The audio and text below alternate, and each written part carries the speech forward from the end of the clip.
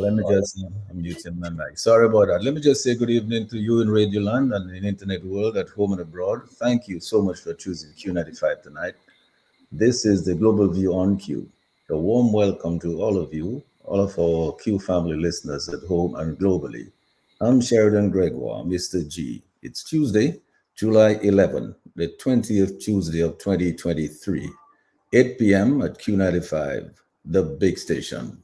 We're live on Facebook and also on YouTube.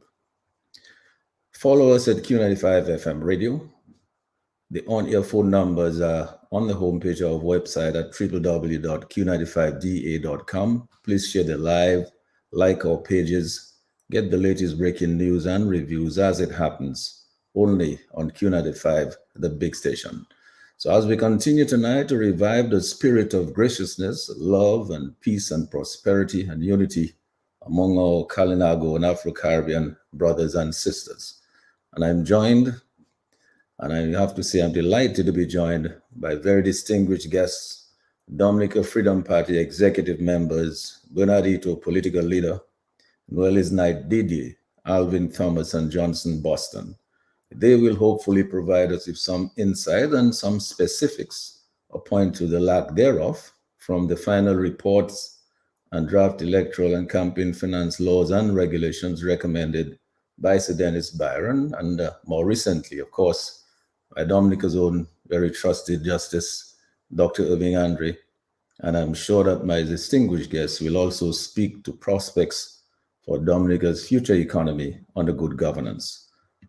Justice Dr. Andre, as you can recall, was asked during the Global View on Q on 20th June 2023 to compile a list of specific recommendations that will help to focus on some reasonable ideas and provisions for laws, for regulations, constitutional amendments, and the like that will square up with what most right-thinking Dominicans want to see in the revised electoral and campaign finance laws, for reconstituted electoral commission and strong independent chief elections officer who will function at and enforce the law, the rule of law, without fear of favor, free from political influence from any incumbent administration and from other political forces. But in just 1 week, Justice Dr. Irving Andre delivered his report with recommendations in sharp contrast to Sir Dennis Byron, who was paid somewhere in the region of $650,000 plus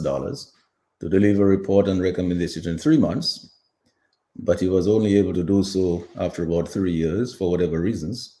But Sir Dennis Byron did produce these 4 draft laws for consideration: the House of Assembly Elections Bill 2023, the House of Assembly Electors Regulations, the House of Assembly Election Petition Rules 2023, and the Electoral Commission Bill 2023. The question remains, what did Sir Dennis Byron really deliver for $650,000? My guess, and I'm delighted to know that we have a very, very distinguished attorney in the house with us tonight. We'll hear from her. Delighted to have her with us tonight. This lady has been elevated to the prominent rank of the leader of the bar, President of the Bar Association. We want to extend our warmest heartfelt congratulations to her for achieving that accolade. So I hope that my guests will consider and make some specific recommendations as to what they believe are imperative provisions in the law that are more applicable to Dominica's needs in order to bring about a more level playing field and free and fair elections that will help stabilize our democracy and quell anyone's notion to make Dominica a one party state at the whims and fancies of any future wannabe dictator.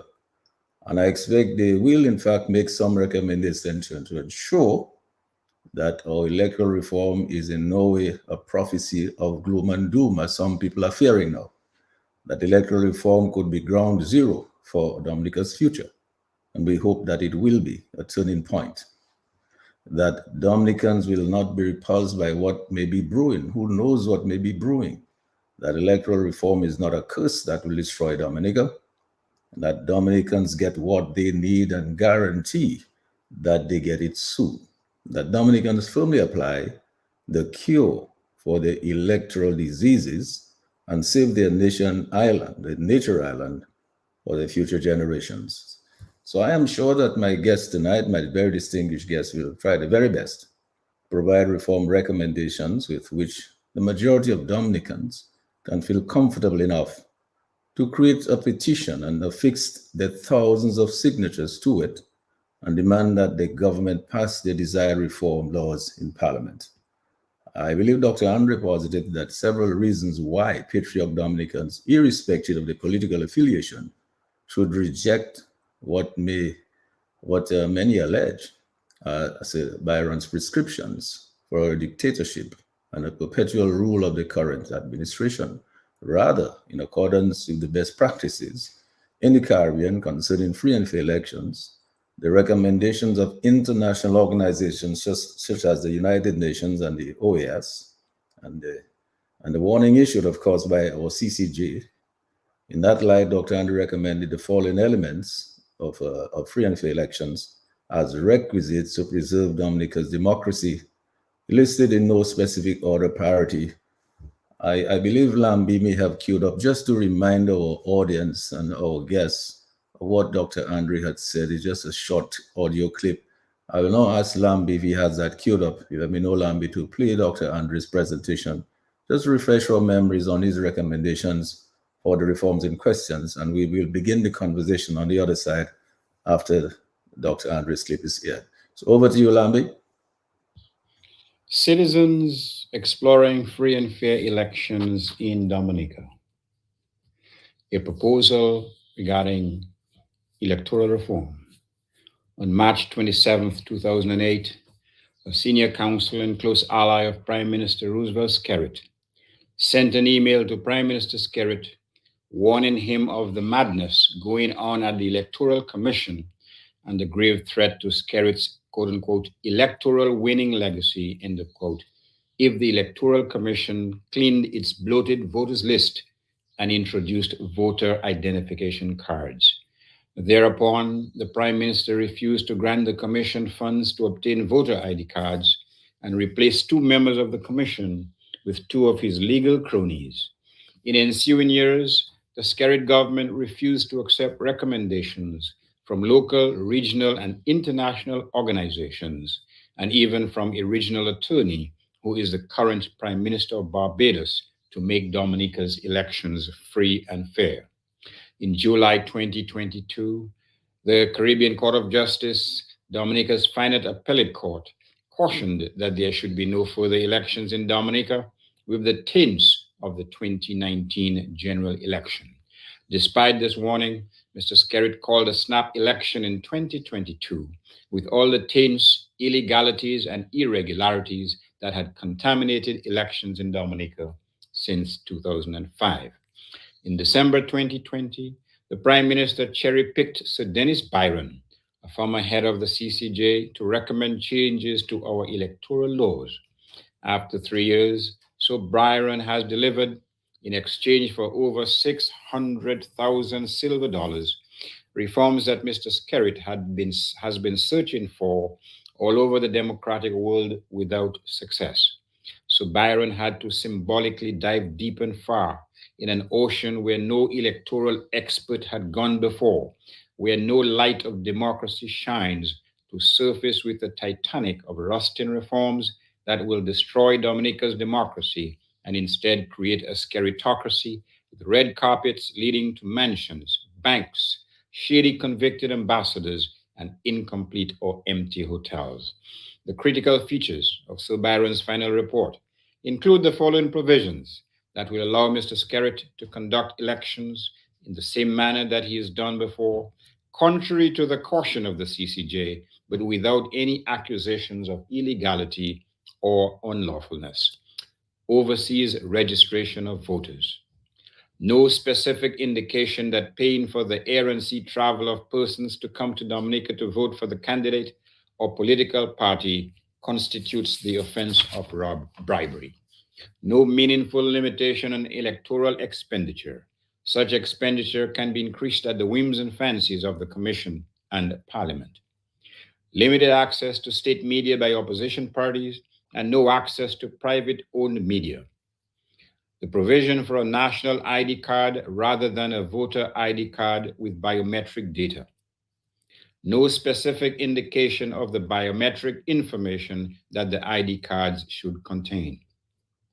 Allowing Dominicans resident abroad to vote in Dominica if they visited the island for 90 days over a 5-year period. Placing faith in the Chief Electoral Officer and Chairman of the Commission to ensure the financial independence of the Commission or compliance with the proposed reforms.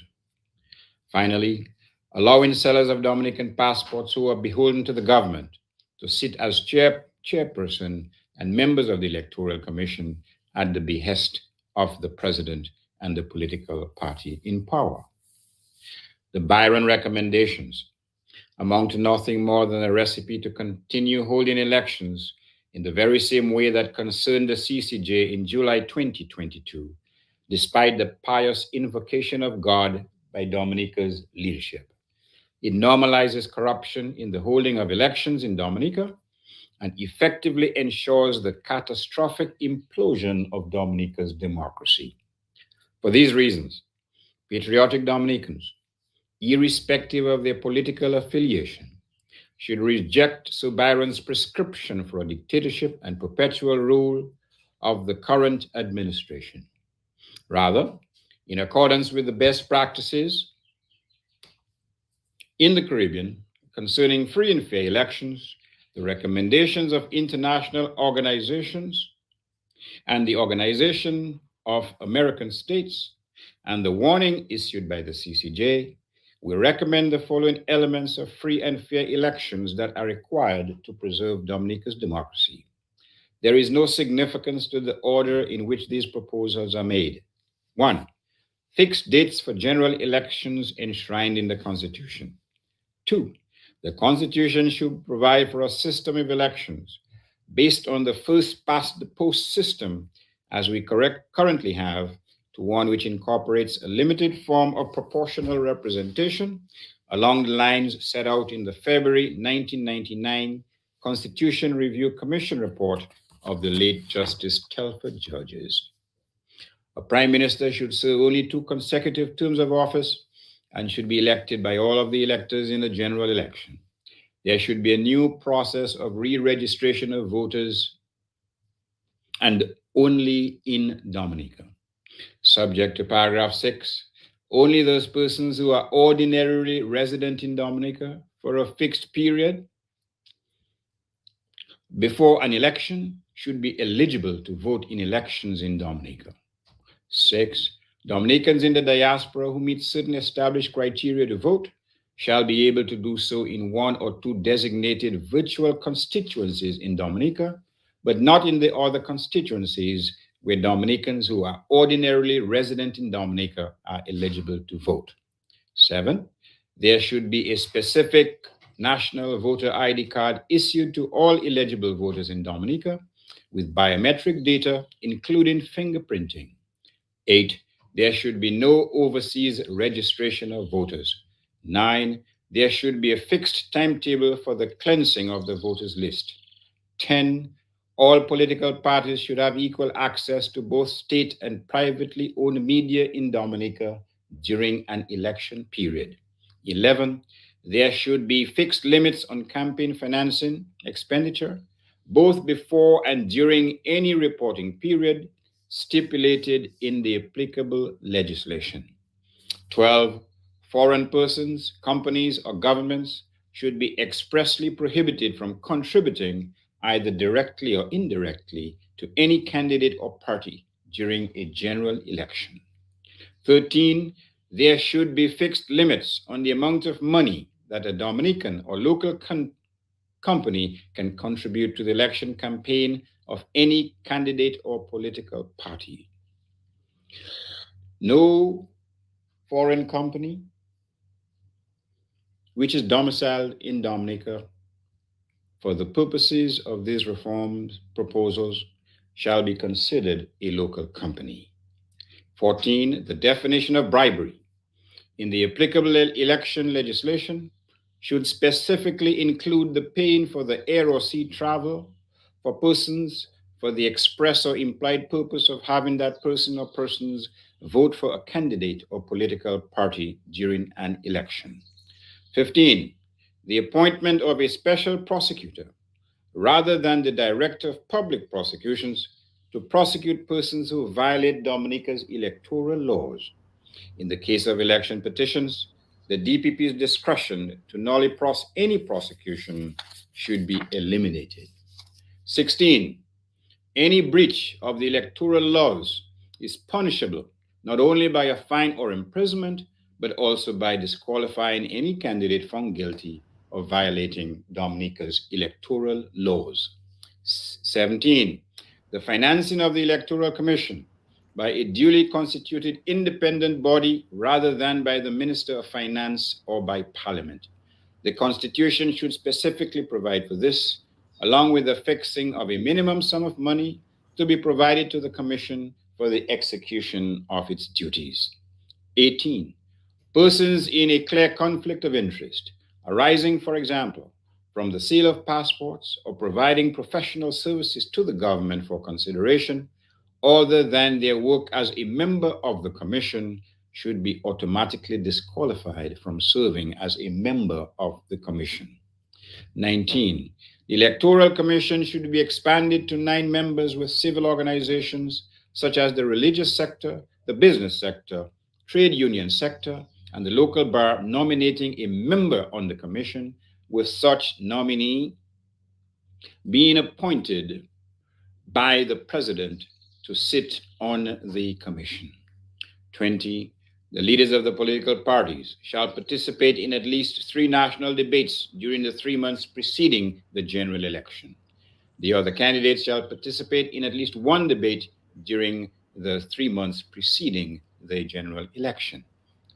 Consultations that do not involve many or most of these basic tenets of free and fair elections will constitute nothing more than a colossal waste of time. What, in heaven's name, make you think that Mr. Skerritt will agree to any meaningful reform, such as cleansing the voters' list, issuing voter ID cards with fingerprinting and facial recognition, setting a limit to 2 consecutive terms in office, or criminalizing the act of paying for voters to come to Dominica to vote for you, when he has turned his back on these very reforms for over 15 years.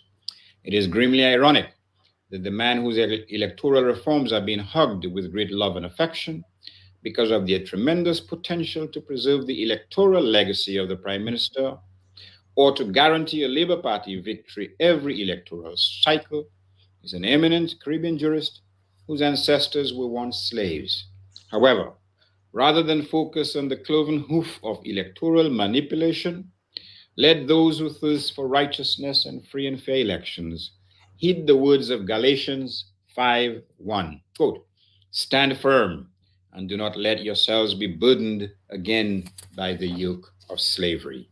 I thank you. Well, and thank you for that, Dr. Andre. I just thought it would be good for us to just remind ourselves and our listeners at home and worldwide of what Dr. Andre had recommended in the short space of time that he did this brief exercise. So, meantime, I'm sure that you, of course, my guests and our listeners have heard or read on Q90, have heard on Q95 or read yourself, or have seen and read the letter which was addressed to Mr. Skerritt by Sir Dennis Byron when he submitted his final report on that reform consultancy. So having heard Dr. Andre, I'm sure that my distinguished guests will make the case for ensuring that the people of Dominica get appropriate reforms in the legislation that goes to Parliament to create a level playing field for free and fair elections, secure good, accountable, and transparent governance, and fortify our country's democracy.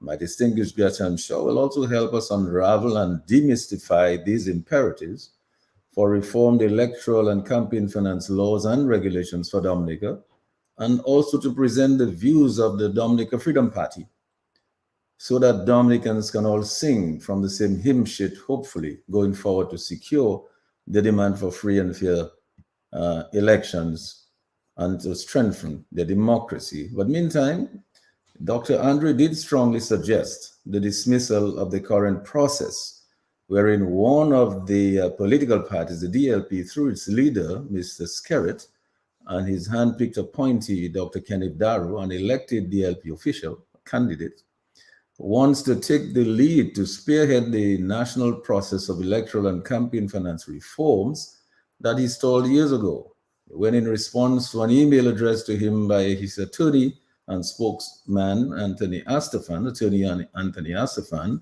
he stalled that same reform process that the Electoral Commission had already initiated to cleanse the voters list and introduce voter ID cards for re-registered electors in Dominica. That email, in fact, as you can recall, to Mr. Skirt contained words to the effect that there was madness going on at the Electoral Commission, which would negatively affect his election winning legacy. And we all know that almost immediately thereafter, two members of the Electoral Commission who were representing the Dominica Labour Party on the commission were removed, and today there are three passport sellers who now essentially represent the DLP interests on the commission. And the electoral reform process is stalled. At least it was stalled until now. It looks like it's resuming again. I am informed that the machine that had been purchased to issue voter ID cards may still be sitting around somewhere in Dominica. The necessary funds that were required were not made available for the advancement of that reform process, and thousands of people, many of whom have been dead for probably over 20 years, are still on the voters list. Question is, why are their names still there on the voters on the list of electors? And have dead people been voting in Dominica's elections? So please, our favorite listeners, or very cherished listeners, please stay tuned for another exciting, informative, and insightful Global View on Q show. I'm delighted to host my very distinguished guests, Dominican Freedom Party executive members, Bernardito, political leader, Noelize Knight Didier, Alvin Thomas, and Johnson Boston. Wherever you are in Dominica, in the region, and globally, please stay tuned. Tell your friends, join the conversation, get the answers to your questions, be part of the solution. And as usual, we want to just extend from all of my guests here a huge shout out, hugs, much love, appreciation, a big thank you to our healthcare providers, our frontline workers, police and fire officers, teachers, doctors, nurses, and all the public and private sector personnel. We welcome every Dominican, a friend of Dominica. We embrace you wherever you are tonight, in every nook and cranny, in every village, every community in Dominica, in the region and globally. Thank you again, Sherwin, for keeping us on the air. And thank you, Lambi, on the console on Q95 tonight, directing the traffic. We will take our listeners' calls a little later because, you know, the people's voice is always a priority. So please call us a little later. Let's get started. I go now to you, Mr. Bernardito, political leader of the Dominica Freedom Party, to get the ball rolling, to help us determine where we go from here, to bring about a level playing field and a free and fair elections that will help stabilize the democracy and quell any notions, as I said before, of making Dominica a one-party state at the whims and fancies of any future wannabe dictator. To sustain our democracy, build our economy, improve lives and livelihoods, and take the people of Dominica out of what appears to be a never-ending cycle of poverty and mendicancy that we are witnesses. So please unmute your mic, Mr. Bernardito. You get the first word. All right. Very good, Mr. G. Good evening to you, of course. Good evening to my fellow panelists, my executive members, my chairman, Mr. Boston, and two of my executive members on the DFP executive, Noelize and Alvin. And of course, a warm welcome to all our listeners, both on the airwaves as well as online. I know lots of folks are always interested in joining us really from every corner of the globe. So Your program, your station does an invaluable service in the pursuit and the maintenance of democracy. It's very important. And we're honored, happy, always pleased to be on the program, to join in that united front to preserve our democracy and our country and to create prosperity in our country.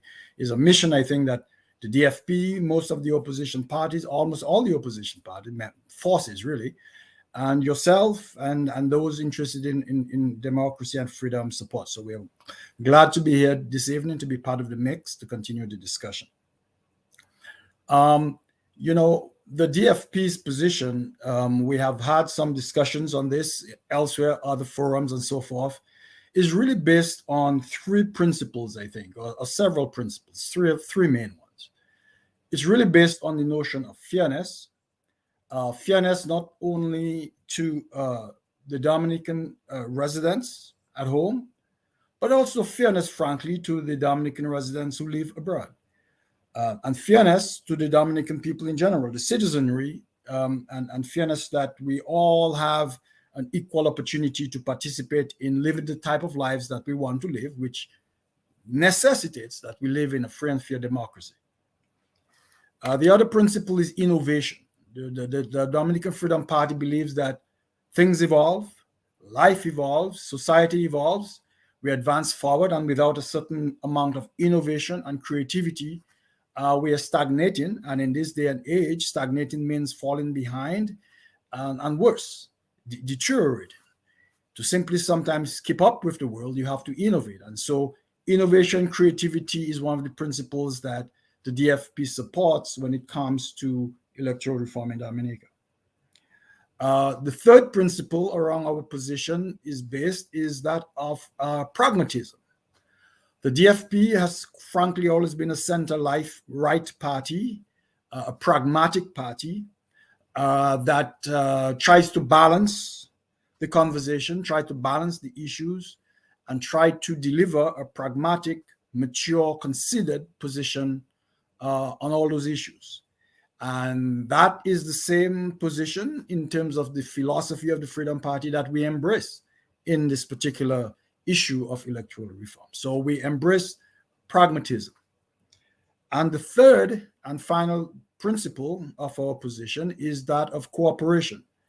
We fully believe that in order for us to achieve our goals, and when I say us, I mean Dominican citizens, our Dominican nation, to accomplish our goals, we must have cooperation. And in particular, we must have now, in these dire times, strong cooperation and alignment between opposition forces who wish to see a new beginning, a renaissance of our democracy, a renaissance of our country. Cooperation is very important. And so that's really the principles upon which myself and my executive and my party and all of us have really spent the time to think through this issue, to digest the legislation, to debate internally, to arrive at a position that we think embraces those values that we think are central to the Dominican Freedom Party. So in that framing net principle of those things, the Dominican Freedom Party takes a bit more, and there is nothing. Let me preface this. We need to realize, I think, in this debate, especially the sensitive debates of electoral reform and many other issues, which we need to approach as a united opposition force, that there is nothing intrinsically wrong with some level of difference of perspective on those things. That, in fact, if we did not have a healthy level of different perspectives, that we would simply have an echo chamber, or we would simply have groupthink, which almost certainly guarantees a less optimal outcome than a robust discussion around healthy dialogue, healthy debate about the best approach to move our country democracy forward. And so there is nothing wrong, and I would encourage and hope that we as a general public and we as political parties and as opposition forces do have some differences and different perspectives on how best we can come together, how best we can achieve the objective.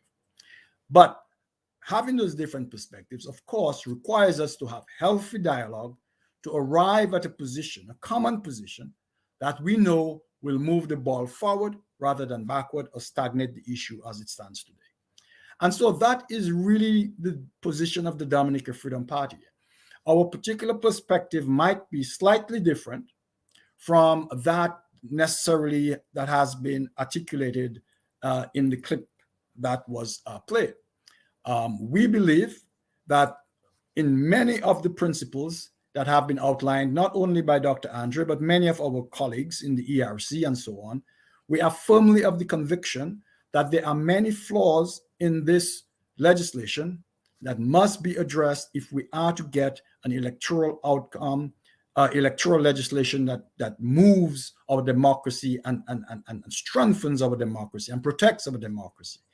There are many flaws, many loopholes, many openings that need to be addressed in this legislation in order for us to move forward.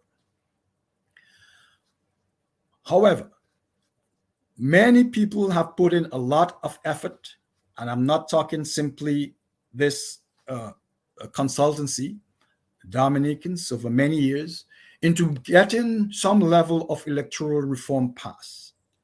Many folks have made a lot of effort to ensure that we make progress in this regard. And I think given that legacy, given that effort, given that push, that we owe it to ourselves and to the nation to truly put in the hard work to fully digest the legislation that is proposed, to understand what in that legislation advances the cause forward, to fully understand where the gaps lie in that legislation, and to fully commit ourselves to closing those gaps and improving that legislation so that if and when that legislation is passed, we have accomplished the goal of moving the democracy forward. That is one thing. The other aspect of this is the Dominican Freedom Party, as I said, we are pragmatic. We have taken a pragmatic approach to this. We understand and we embrace and are not afraid to shy away from the need often of phased approaches to progress. Given the importance, the delicacy, the far-reaching nature of electoral reform, we believe that a staged approach to reform is acceptable. For example, there are elements that have been called for and asked for that we fully believe in. We fully believe in limited terms for a prime minister. We fully believe in aspects of fixed dates for elections to reduce the influence of snap elections. Those are principles that the Dominican Freedom is firmly behind and support and believe in. However, as we said, some of those issues we believe can be dealt with in a phased manner as we move forward in the election and may not necessarily be, principles, issues that we necessarily try to accomplish in one shot at the beginning. So the pragmatic approach which we recommend is simply that we look at this legislation in detail. We understand what if there are incremental improvements that move the ball forward, identify the gaps, and we know, as I've said, we're fully aligned with the analysis that there are many gaps that are inadequately addressed in this legislation. To fully look at those gaps, to address those gaps, to help draft legislation to close those gaps so that the Dominican public receives some legislation that does, in fact, in a tangible way, move the ball forward. Now, if the passage of this legislation impedes, enhances, as was said, the furtherance of a dictatorship in our island, then that is unacceptable. If the legislation is salvageable and does in fact move the democracy forward in a tangible way that we can accept as a cooperative endeavor in the opposition, then I believe we owe it to ourselves and the public to do the hard work it is to make the legislation work in our best interest. The other issues, as I said, is, you know, we need to do a little bit of work in the technology space, embrace that. I think a lot of the shortcomings, a lot of the debate, a lot of the problems that can be identified have solutions today that were not available before. And we can embrace that approach, I think, to drive the conversation and to drive the solution forward. We are a solutions oriented party first and foremost, pragmatic in our approach, and willing to work with all groups so that we get a sort of democratic solidification and reform that we're looking at. And so I won't hog the time too much. What I would like to do, having framed the issue in terms of phased approaches, pragmatic approaches, a willingness to be open and innovative and seek solutions, having framed our approach in those general terms, I will allow and ask, and we'll go back and forth, Mr. G, as you see fit. But the other members of my executive will expand on a couple of ideas, some key areas that we want to discuss in the spirit, as I said, of that general framework that I just outlined. So I will stop there, and then we will get a little into it. Next up, based on how you want to reach, I'd like to bring in Miss Knight Didier to talk a little bit about the issue of lists and the issue of clean lists and how we go about looking at, as I said, from that framework that I painted. So back to you, Mr. G, and take it away. I particularly like the way you framed it. You've laid the foundation. You put the position of the Freedom Party, the big position, the overview, the global view of the whole thing. And I like the way you put forward the philosophy. You've laid the foundation very nicely. And but I think you're quite right. We are very fortunate tonight to have a very distinguished attorney with us. We don't have to, you and I don't have to go and toil with the idea of trying to put those things in this legal jargon, because we know we have somebody we can depend on to do that for us tonight, Bernard. So I will certainly go over to Ms. Noelize, Noelize to help us with that. But Noelize, as I go to you, I get a sense that in some of what Bernard has said, and in some of what I've been hearing, that we should probably not throw out the baby with the bathwater. And in a sense that maybe there's not everything in everything that is bad, and what we should extract what is good, what is okay, and add to it what we need. Take away from it what we think is bad, and add what we think is good. So, for example, you're a very pragmatic person. And I know you wouldn't want to say, take your $600,000 and just throw it away somewhere and say, hey, I don't want that again. If you paid $600,000 for something, I think it might be worth the while extracting what is. You see, Bernard spoke about pragmatism, right? Let's take what is good out of it. Let's take out what is bad. Let's pull them out and let's put in some of what Dr. Andre said, some of what Bernard is talking about, some of you yourself are going to come up with an Alvin and Bosso.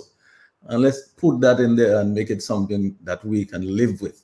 Let me just go over to you now, Noelize, to give us your wisdom on those things. Yes, thanks very much. Thanks very much, Mr. Gregoire, and good night to you. Good night to your listeners.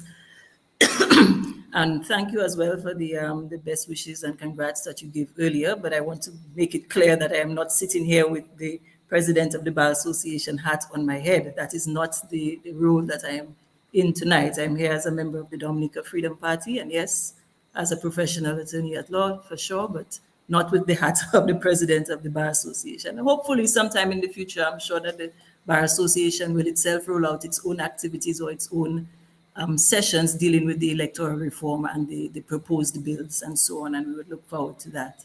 Yes. But as a member of the Freedom Party, I have to agree with Bernard in the sense that, and as you said, Mr. G, that we should not be throwing out the baby with the bathwater. Certainly, and we've done maybe not as deep a dive as we would like to into it, because it's quite a bit of legislation. I mean, we're looking at about 6 to 7 pieces of legislation here, including the rules, the regulations, and so on, that we have to look at and do a deep dive into. We've done quite a bit of that, and we still have more to go. At this stage, I can say for sure that, when we look at what Dominicans have been asking for up to this point, when we look at that, well, let's focus on that for a moment. What have we been asking for? We've been asking for a cleansing of the list, number one. That is first and foremost, a cleansing of the list, number one. That is the main thing. I would say 60, 70, 80% of Dominicans, that's what we want, a cleansing of the list. Number two, we want to look at the issue of persons coming into Dominica to vote. What criteria is there to decide whether you are resident in Dominica or not? I see Dr. Irvin Andre proposes this term of being ordinarily resident, but that again needs to be defined. What is ordinarily resident? What does that mean? What are the criteria for that? And I think, reading the report, I see that Sir Dennis himself struggled with that. We have to define that. What does that mean? Whether it is ordinarily resident, absent for 5 years, what does that mean? And this is what this legislation definitely needs to address for it to be acceptable. What does that mean? You know, so the issue of persons who do not live in Dominica being able to vote. What does this legislation say about that? So that's issue number two. And I think issue number three, sorry, in terms of what people have really been asking for all of these years past, and I mean, for the past many, many years since 2000, I think I would say the last 3 elections ago, what people have been asking for is dealing with this issue of the payment of passages for persons to come in to vote. Does the legislation address that? That has been the cry of Dominicans. Is this right or is this wrong? That is the issue. Is it correct to pay for the passages of persons to come into the country to vote? What does the legislation say about that? If it addresses that, then great. If it does not, we have some work to do. You know? So if we look for first at the issue of the cleansing of the voters list, I see that the process being recommended by Sir Dennis is a reconfirmation of voters. So you have your voters list, and on the day that this act is passed, the old voters list will become the new voters list, and there is a period within which people have to confirm themselves on that list. So firstly, you're starting off with the old list. Huh?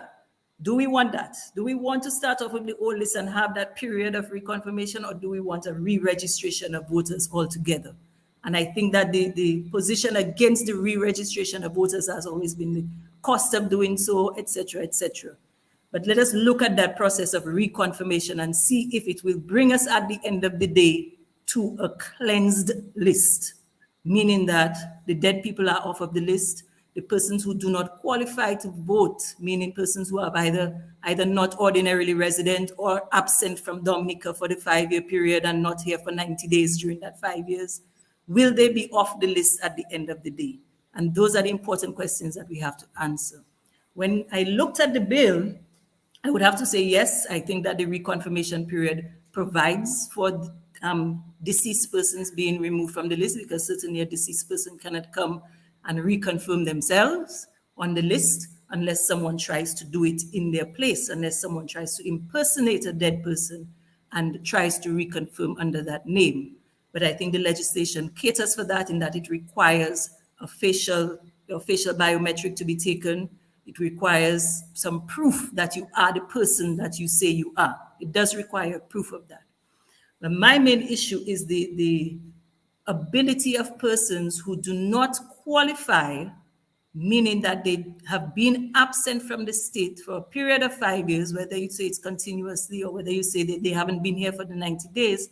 I think that the way that the proposed legislation is right now, that there is still a possibility of these persons finding themselves back on the list. And that is an issue. That is a problem. When we look at the regulations required for the reconfirmation process, it provides a form. So there's a form that you fill up, and on that form, there is a space that says residence status. So I can say I'm a resident. I just put in there I'm a resident, and that's it. What are the documents that are going to be required to prove that you are resident or not resident? The bill is silent on that. That is an issue. What are the documents that are going to be required? To my mind, the regulation should speak to those specific documents that are required. Right now, it has a general thing saying that any documents that the chief registering officer may request of you. I mean, to me, that's too vague. That is too vague, and it needs to really say What are the documents? Are you going to, you need to provide your passport. Essentially, that needs to be provided at the end of the day. If it is clear from the application form that you do not live in Dominica or your address is outside of Dominica, you must have to provide your passport to show whether you meet the requirements of having not been absent from Dominica for 5 years. You know, you must have to provide that. And right now, the regulation is silent as to that. And the regulation goes on to say, or it gives great criteria as to how the chief elections officer can disallow you. But it does not say in the positive on what criteria will he allow you to be confirmed. I'm not sure as to why it is that they chose to put it in the negative as to the criteria that where you will be disallowed as opposed to the criteria where you will be allowed. I would have to ask further questions and dig into that a little bit more, but it seems peculiar to me.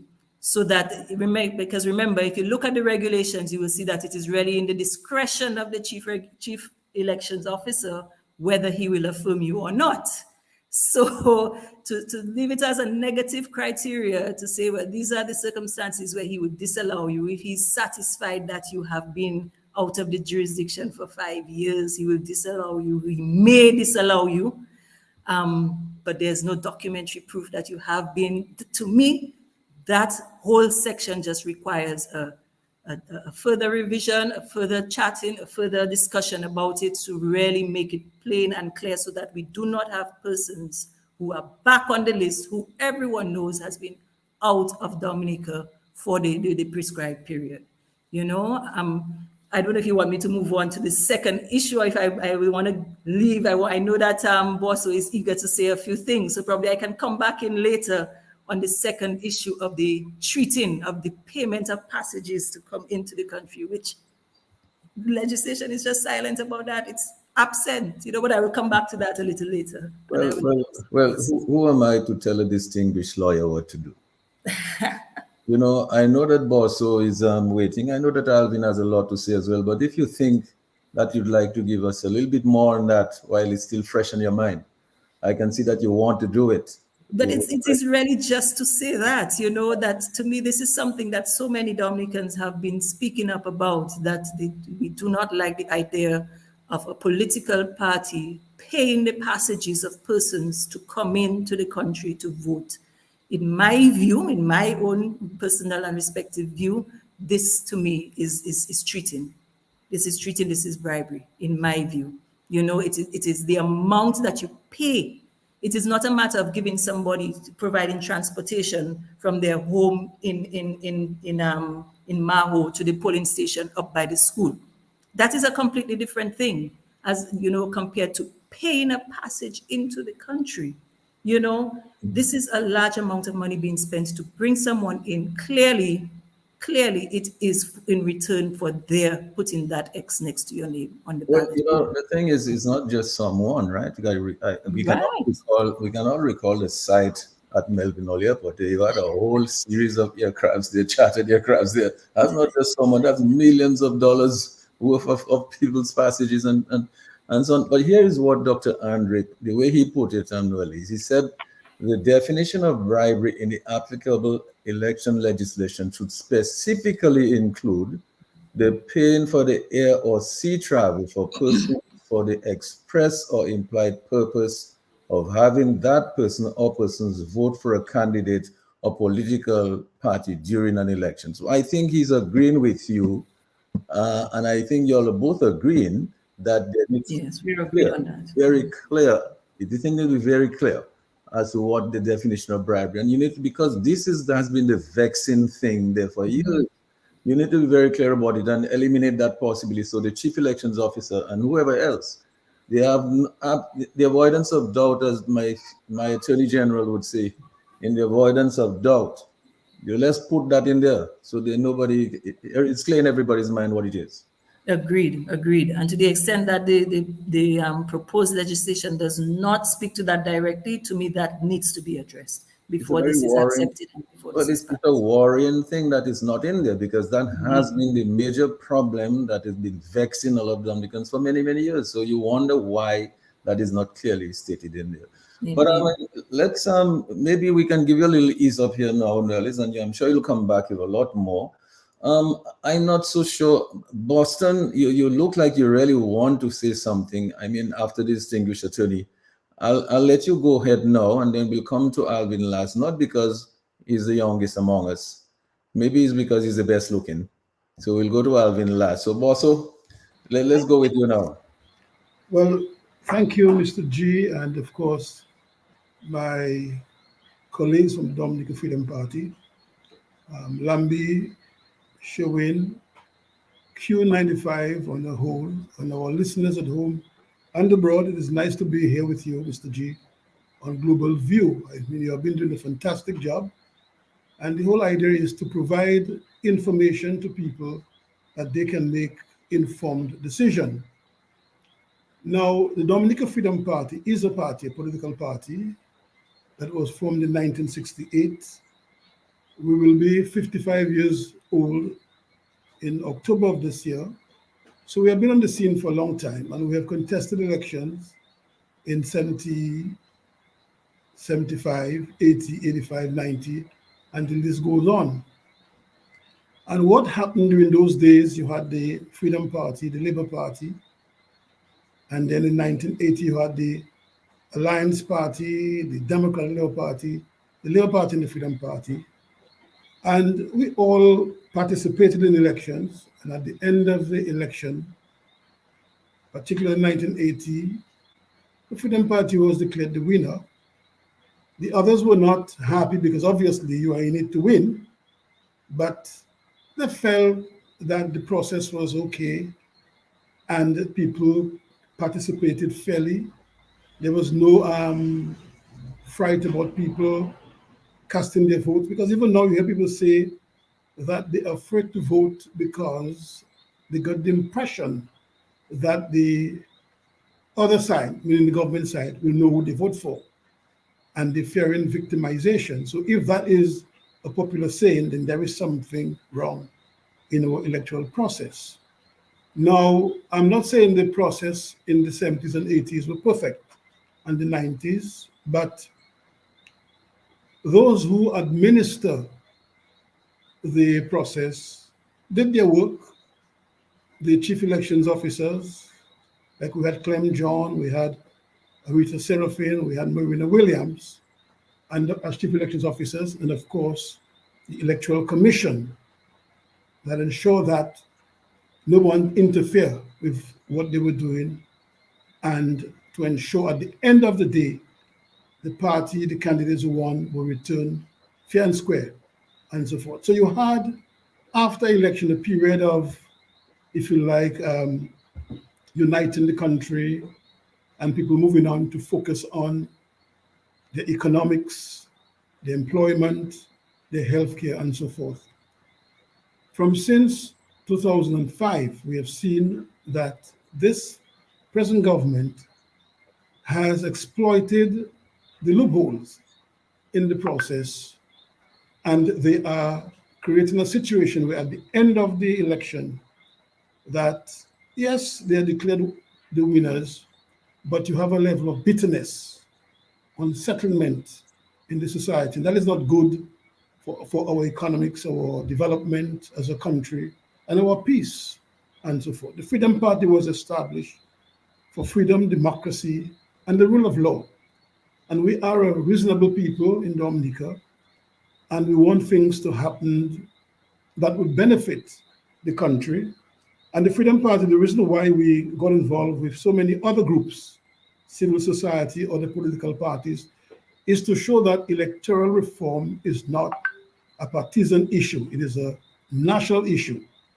And Freedomites, Laborites, Europeites, and other ites can agree and disagree on matters to do with reform. We all know what we have been asking for all these years: cleansing the lease, voter ID cards, and so forth. These are the things we've been asking for: access to the media. And what we have seen lately is our election has been, if you like, hijacked by large sums of money, so that become a concern for us. Now, the same thing existed in the other Caribbean countries, but they have since done reform and put things in place. I know, for example, in St. Kitts, the OAS assisted them to pay for the reform. And we have been on reform since 2005. We have been talking reform. We're in 2023, and we are still there. So we have to ask ourselves why we're not getting a resolution on this issue and settle this issue once and for all, and to move on. Now, reform is a continuous thing because in the early days, women could not vote. And it's the same reform that gave women the right to vote. You had a situation where you had to have property to run for election, land and money in the bank. So those of us who are not fortunate to have land and money were not considered in the whole process of contesting for election. Reform got this to change. You had to be 21 years of age to vote, and it was felt that the young people were kept back too late before they participate in the political process. It was moved from 21 to 18. So young people can vote from 18. So it's a continuous thing to reform the process and to make it fairer, and transparent, and so forth. So we should be very proud from Freedom Party, from Global View, from every other organization to talk about reform without fear or favor, because we're talking of improving, the electoral process in our country, because elections have consequences. Elections are very serious matters. It determines your future, your social situation, your employment. It determines that. If you elect a government that corrupt the process and get in there, it means your whole future can be damaged and so forth. If you elect a government that is not working in your interests, then you can move them come the next election. But if the system is not fair, transparent, then it means the government has a way, the incumbent, to exploit the situation, remain there. So 15, 20 or more years, you're there under the same old system, in the same old position and so forth. And what become your survival is handout. And he doesn't want that and so forth. So elections have consequences. Now, we've been talking about voter ID cards for all of these years. And our present legislation make provision for voter ID card. We just have to pass the regulation so that the commission can have, the teeth to implement it. Then in the first preliminary report that Mr. Barron, Dennis Barron presented, he mentioned voter ID card because he recognized that the Electoral Commission does not have the authority by law to administer national ID card. And he said so in a preliminary report. And he fought in the early report, and others fell too.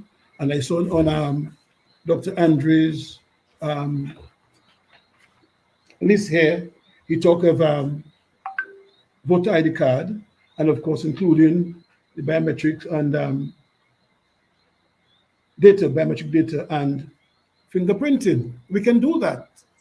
But so Dennis Barron, in his final report, he mentioned national ID card, but when you look at it, there is nothing in there making provision for national ID card. When you read it, it looked like he's talking about a voter ID card, but I don't know if it's for semantics or for whatever reason or to please somebody. He made mention of national ID card and so forth. But we're saying this language must be clear because the Electoral Commission, Electoral Office, will issue a voter ID card to a registered voter at 18, who's 18 and above. The national ID card is from 10 years, 10 and above, and so forth. A 10-year-old is not a voter. and so forth. So there's a confusion there. And I think, as I mentioned, the whole question of the name, if it's there for pleasing someone or for semantics, should be clearly defined as a voter ID card. And if in the future the authority want to look at national ID card, then they can do so, because you'd have to change the law and make provision in the law for the commission to administer national ID cards and so forth. So as I said, election have consequences, and you're not just voting because it's a show, a carnival, and you follow the crowd. You're voting to select people, because all of us can't be in parliament. So this is why we define the 21 constituencies, and people choose who they want to represent in 45 years to go into parliament and so forth. And a number of the things that Dr. Andre recommended, yes, these are very important things that we ourselves support. There's some things here are immediate, and there's some things there that will, if you like, things to have on the agenda, because as I said, reform is a continuous thing. And as we go along, things like term limit and fixed dates will come into play, because these are necessary. But if we have to take it on now, it may further delay the whole process of what we want to achieve. So I'll stop there, Mr. Chief. Yes, and thank you for that, Bosso. I mean, clearly, as Bernard said earlier, I mean, yes, it has been, there has to be an incremental approach to some extent. There are things that are more pressing now. Obviously, some of the recommendations that Dr. Andre made, in fact, he recognized and he noted and acknowledged that they would require constitutional amendments. I mean, for you to go to 2-term limits and so on, and a fixed date for election, you'd have to amend the constitution. But I think if people have the political will to do that, these things can be amended if they want to. But you see, but also you asked a question, and I'm hoping Alvin answered it for you, but I'll try to answer it a little bit. I'm not a lawyer. But, you know, you asked, well, why is the reform not happening? Let me just remind you, boss, of that famous letter, that email. Went and said, look, these fellows doing madness in the Electoral Commission. They want to go and clean voters list and do all kind of things, re-register people. That will affect your winning legacy, right? That is the reason why this reform is not taking place. You know, Bosso said, Alvin, and that's something I've heard you say before, elections have consequences. Yes, elections have many consequences. Dominicans are reaping the consequences of not having looked closely at the democracy. You see what is happening now? People are afraid to talk. People vex with their neighbor, they vex with their cousin, they vex with their husband and their wife because one of them is red, one of them is blue. I mean, since when has Dominica got like that? It's time for us to fix that back, bring people back together. But then again, Alvin, as I come to you, we cannot forget some of the vexing things that both Bernard and Noelize spoke about. The whole question of the bribery.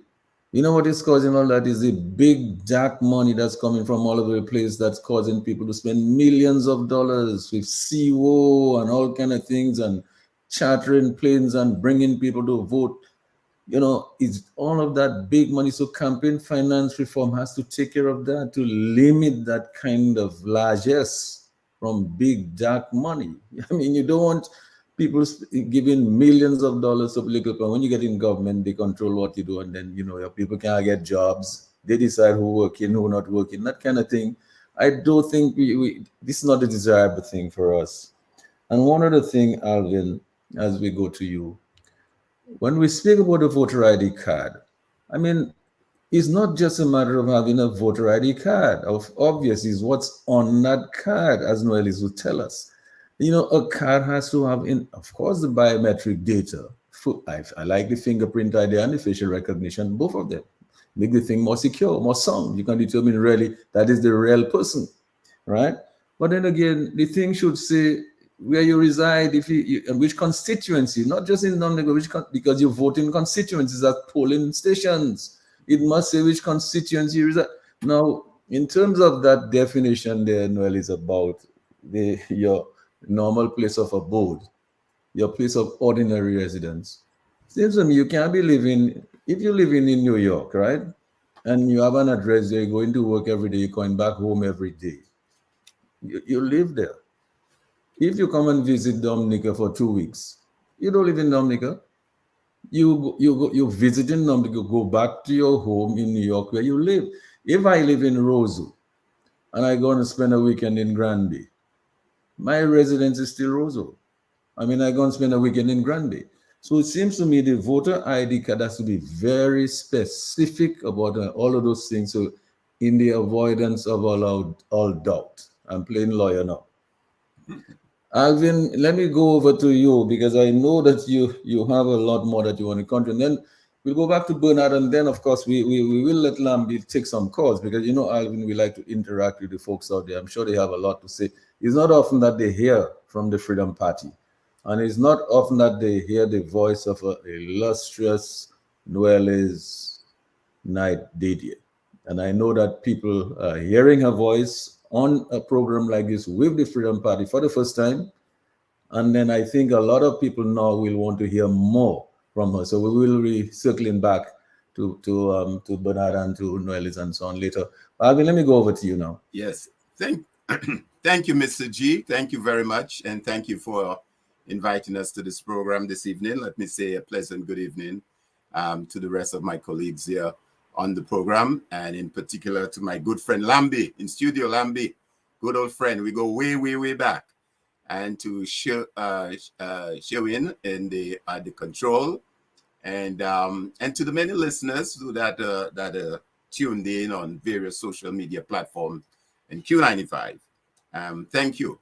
Let me just begin by pretty much endorsing what has been said so far by my colleagues, but in particular to say, Mr. G, that as far as it relates to electoral reform, this should be clearly a non-partisan issue.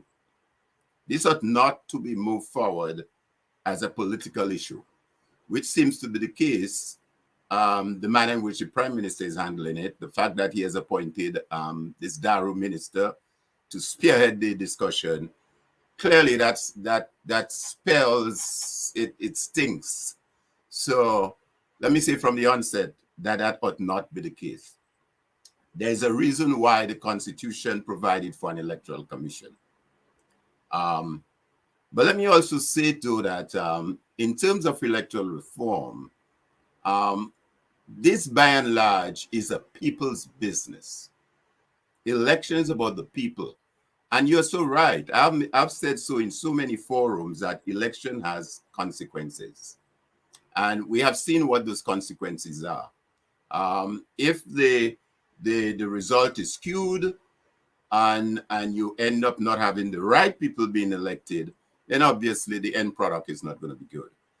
I think to some extent, the CCJ made reference of that in their report that they issued in July of 2022. And they spoke of the likely consequences that can come out of a bad election, an illegal election, an illegitimate election. So it's not just a question of we saying that, but it's what is felt across the board. The question still remains is, why is it after 15 years or more, we can't get this right? The people of Dominica can't seem to say, well, hey, this is what we want. Because as I said, it's a people's thing. It's not, it's not a Freedom Party thing, a Labour, a UWP, it's the people. Section 33 of the Constitution, Section 33, 1, 2, A and B speaks specifically as to why every citizen at the age of 18 is required pretty much to vote, or give them that privilege or that authority to elect their representative. So it's a people's thing. And it's really unfortunate that we, even at this 11th day of July, 2023, we're still discussing that. I happen to have came across, and you may have seen it too, something going through social media. And it was showing the number of times CARICOM countries have changed government since 2000. I'm sure you saw that. And there were 15 countries on that list, 15, all members of CARICOM as well. And everyone, you had some who have had change of government as many as 6 times. St. Lucia 5 times, Jamaica, a whole list, 15 countries. Dominica had a 0 by its name. 0 since 2000 have changed government. So clearly that speaks to the question of why we should have some reform in Dominica. Ironically, the heads of the CARICOM just met in Trinidad, observing their 50th anniversary as an institution. And it would and the Prime Minister of Dominica has taken over the chairmanship of that body. And it would have been really interesting to note whether any discussion took place as it relates to governance, elections, and those areas of concern at their deliberation as they observe 50 years as an organization. It would be very interesting. I know Noelize has pointed out and highlighted several areas. I myself had looked at several areas in the Act, and she's absolutely correct. The draft legislations are very vague on the areas that she have mentioned, very vague. The whole question of campaign financing and bribery and treating is a major, major issue. And even the whole question of the electors list or the electors register. As a matter of fact, that is one of the major issues that was raised in the CCJ's report. The fact that they tell you an electors list determines whether an election is legitimate or illegitimate, whether it's lawful or unlawful. That's what that list determines. So certainly that's an area of major, major concern. Back on the question of campaign financing, there is a document that was prepared, well, several documents referred to it, but there was a document prepared by Julian Johnson and other documents, and that document referenced in 2019, the Dominica Labour Party spent $26.64 million on the elections. That's a total of somewhere like 72.38 million EC dollars. That's a lot of money. In the absence of campaign financing, and when we speak about the whole question of treating and bribing, $72 million, that is literally $1 million per citizen. If we say the citizen of Dominica is 72,000 persons, that's $1 million per head spent on an election in a country like Dominica. So clearly, that's a major issue that has to be addressed. And as I think Noelize has rightly pointed out, it's not addressed at all anyway in the legislation. There was also another document prepared by a distinct professor at UWI called Cynthia Barrow-Giles. And she prepared a document back, I think it was in somewhere around 2000 thereabout, on the question of campaign financing. And the subtitle of a document was Political Financing in the Caribbean, Time to Dismantle the Fence. And interestingly though, among the islands in the region that at some level, not totally, but some level of finance was Barbados, Guyana, and Jamaica. So in terms of disclosure, in Guyana, you have to disclose. In terms by the candidate has to disclose. Contribution limits has to be disclosed. Spending limit has to be disclosed. Outside of that, most of the other islands do not have. And we know that's a major issue. So clearly that's an issue that has to be addressed in moving forward. The last thing I might want to say is that all the discussions that are taking place is not new, meaning that there are several organizations way back then, both regional and local, that have in some shape or form attempted to address this issue. We know of the multi-sectorial group they had in Dominica that made up of political parties, trade unions, business groups, civic, religious, and they have presented quite eloquently at least the major 4 or 5 areas that they believe require some level of reform. So this is not nothing new. And having said that, we would like to compliment them and encourage them and say hats off. In terms of Dr. Andre's submission, as I think Bosso have rightly said, there are a number of areas there that we fully subscribe to. Some of these areas, as Bernard has said, are areas that could look at later on, like in particularly the areas that addresses constitutional reform, which is a much bigger issue than presenting a legislation to Parliament. But I would just end by saying, in a nutshell, it is my hope that the people of Dominica, not saying political parties now, political parties have a role to play, don't get me wrong, but the people of Dominica, through the various organs and organizations, I know there is an ERC establishment in place having discussion. The people need to say, look, we've had enough, and it's time that we get the reform that we want. And I'm almost certain Dominicans are still very bright people, very astute. I'm not sure why it is we have not demanded it, but I believe, Mr. G, if you tell me at this time around, I think Dominicans are very, very enthused. And I think this time around, they are going to demand what I think rightfully they need to. Yes, and I certainly hope so, Alvin. But as Bernard said, and you mentioned there's several groups and organizations involved. You have civic organizations, you have political parties, you have the church groups, you have the bar association, you have the private sector organizations, NGOs, and so on. And as Bernard says, sometimes there's not always a meeting of the minds. You have a diverse number of ideas. That's fine. But at some point in time, we have to eliminate the things that we agree on, and just, let's agree on certain things and let's try to work out the others. Because at some point, there has to be a meeting of the minds. If every organization is going to go on their own merry way and looking at different things, and, it's not going to work. There has to be a coming together and discuss. And then, like-minded people, right-thinking people have to agree. Let's focus on some things that are achievable. Let's get that done, and let's move on to the other things, right?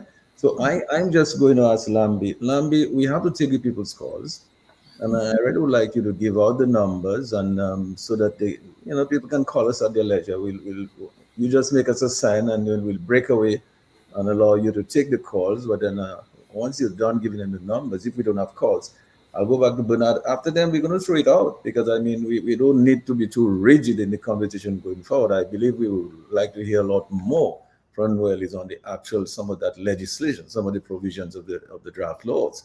So Lambi, let's go over to you and give out the numbers, and then you'll let us know what's happening in the calls. This is Q95. You are viewing and or listening to Global View and Q. The numbers to contact us are as follow: 449-3095, 449-3096, 449-3097, 616-4257. These are all local numbers. The overseas number or international number, 305-432-9624. Let me repeat those numbers again: 449-3095, 449-3096, 449-3097, 616-4257, the local numbers, and the international number, 305-432-9624. And as a caution, when making your calls, be as brief as possible, because we'd like our guests to have some time to make their contributions also. Over to you, Mr. G. Yes, and I was saying that, Bernard, we need to have a meeting of the minds, right? And, Alvin, as Alvin said it right, it is not just political parties, but the political parties have a high stake, because it is in fact political parties that are going to form the government. It is not just every organization, so political parties have a meaningful role to play, but no one political party should be allowed to dominate the whole process, because every political party has its own self-interest in winning an election.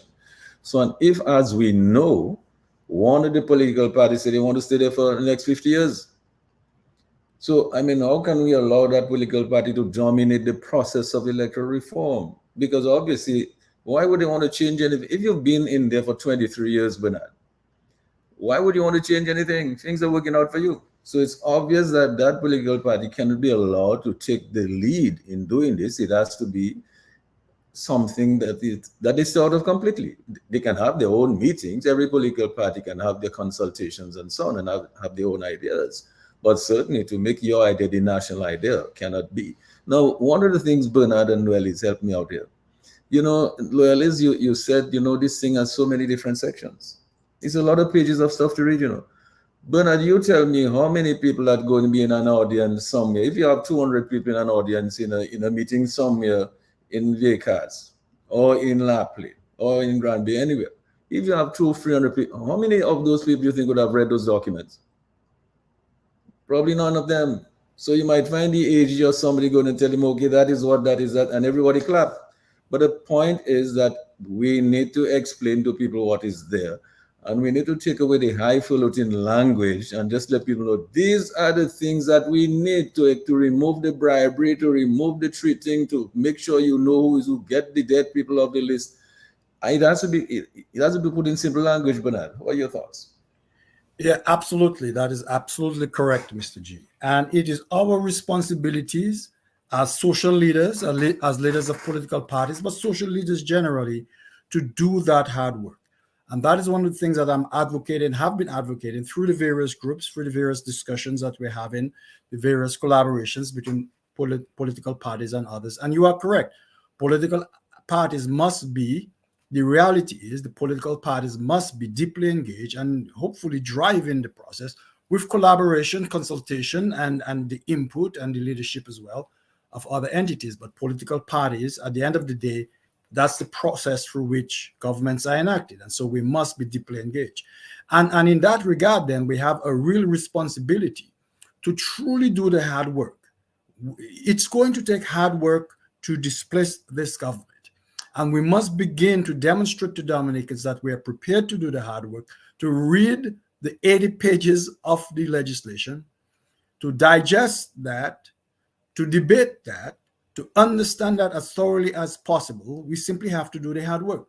It is our responsibility to do that. And then to reproduce, as you said, in simple, understandable language, the key issues that are germane to ensuring that the legislation is acceptable. And we've been doing that. We've been digging through this and digesting it. And our hope is really to really be able to explain that very cleanly here very shortly. And when you look at this legislation and all these pages and pages and pages of documents, really 80% of this is no issue. 80% of this is common sense. 80% of this is the previous legislation. 80% of this is just procedural stuff, red tape, bureaucratic needs, and so forth and so on. You really can boil this down to less than, in my mind, 10 to at most 20% of the clauses in this legislation. Can you let me indulge me a minute? Let me just Sure. let you go over to Lambi. You want to take a call from someone who wants to make an urgent call. Lambi? Global View, good evening, caller. Please go ahead. Yes, good evening. Raise your voice, please. Yes. I'd like to just address two small issues. I heard Mr. G ask the question, how we got there. And the reason is that one man said, no law, no constitution. And I think that is the genesis of why we are where we are. All of the things in the law that pertain to the law and the constitution, he chooses what he wants to obey, what he doesn't want, it doesn't work. So we can see what happens at the courts, we can see opposition people, what happens to them in the courts and so forth. So no law, no constitution is the reason. And the second issue I'd like you to address is the abuse of incumbency.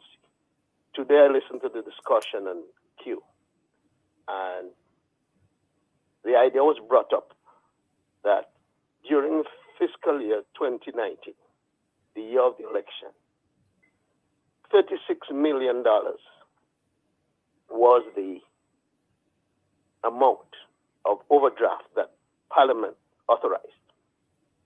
But during that particular fiscal year, the fiscal year, $152 million were taken in overdraft. And that difference, that's over and above the 36.5. And that amount was made as a long-term loan that we and our children would have to pay for. The point I'm making is, during that period, a 2019 election, things happen with public funds that went into campaign. For example, like giving out cash to people or using the rapid response and other things. Excessive spending during an election year. I'd like you to address that, please. Thank you. Yes, and thank you so much for that question. One of the things that I think the framers of our Constitution probably very mistakenly believed is that every person who became a leader of the government would be a gentleman. There would be no rogues or vagabonds or any kind of people like that going to lead the country, and that they would abide by the country. Who knew anybody would say no on the Constitution? I mean, who knew anybody would say that? I mean, the framers didn't anticipate that, obviously. And so there's so many other things. I mean, the caller talked about all this largesse in spending money. Even if you talk about a campaign period, an election campaign period, even if it's 90 days. I mean, what we see in Canada and so on is just a few days. It's just, within 90 days, certainly. And all this largesse of this money being spent, a little country like Dominica with 70,000 people, why you need to spend all these millions and millions of dollars on a campaign? And then to have all this CEO bringing in big bands and coming in and doing all this treating and so on months before. And so on, all of that is absolutely, it never happened that way before. I mean, we've seen the Labour Party before, we've seen freedom. We never saw this kind of thing before. So, I mean, it's something new that is happening in our electoral process. And so, I mean, Noelize, help us out if you can with this, because it seems to me that we really need to do something because we saw what happened to our IPO when the IPO, which is a constitutional body, tried to take some action. And it was dissolved. And it was reduced to 3 people. And the 3 people then had to say, listen, we're not interested in pursuing that matter anymore. And up to now, we haven't heard anything from the IPO again, except the latest thing we've heard is one of your colleagues brought up a challenge. And we hope to see how that is going to be resolved in the court. But certainly, it seems to me, is this what these people in the Electoral Commission are fearful of? Why somebody can just write an email and say, look, these fellas are doing madness down there, you have to make them stop. Is that the kind of concerns that we have?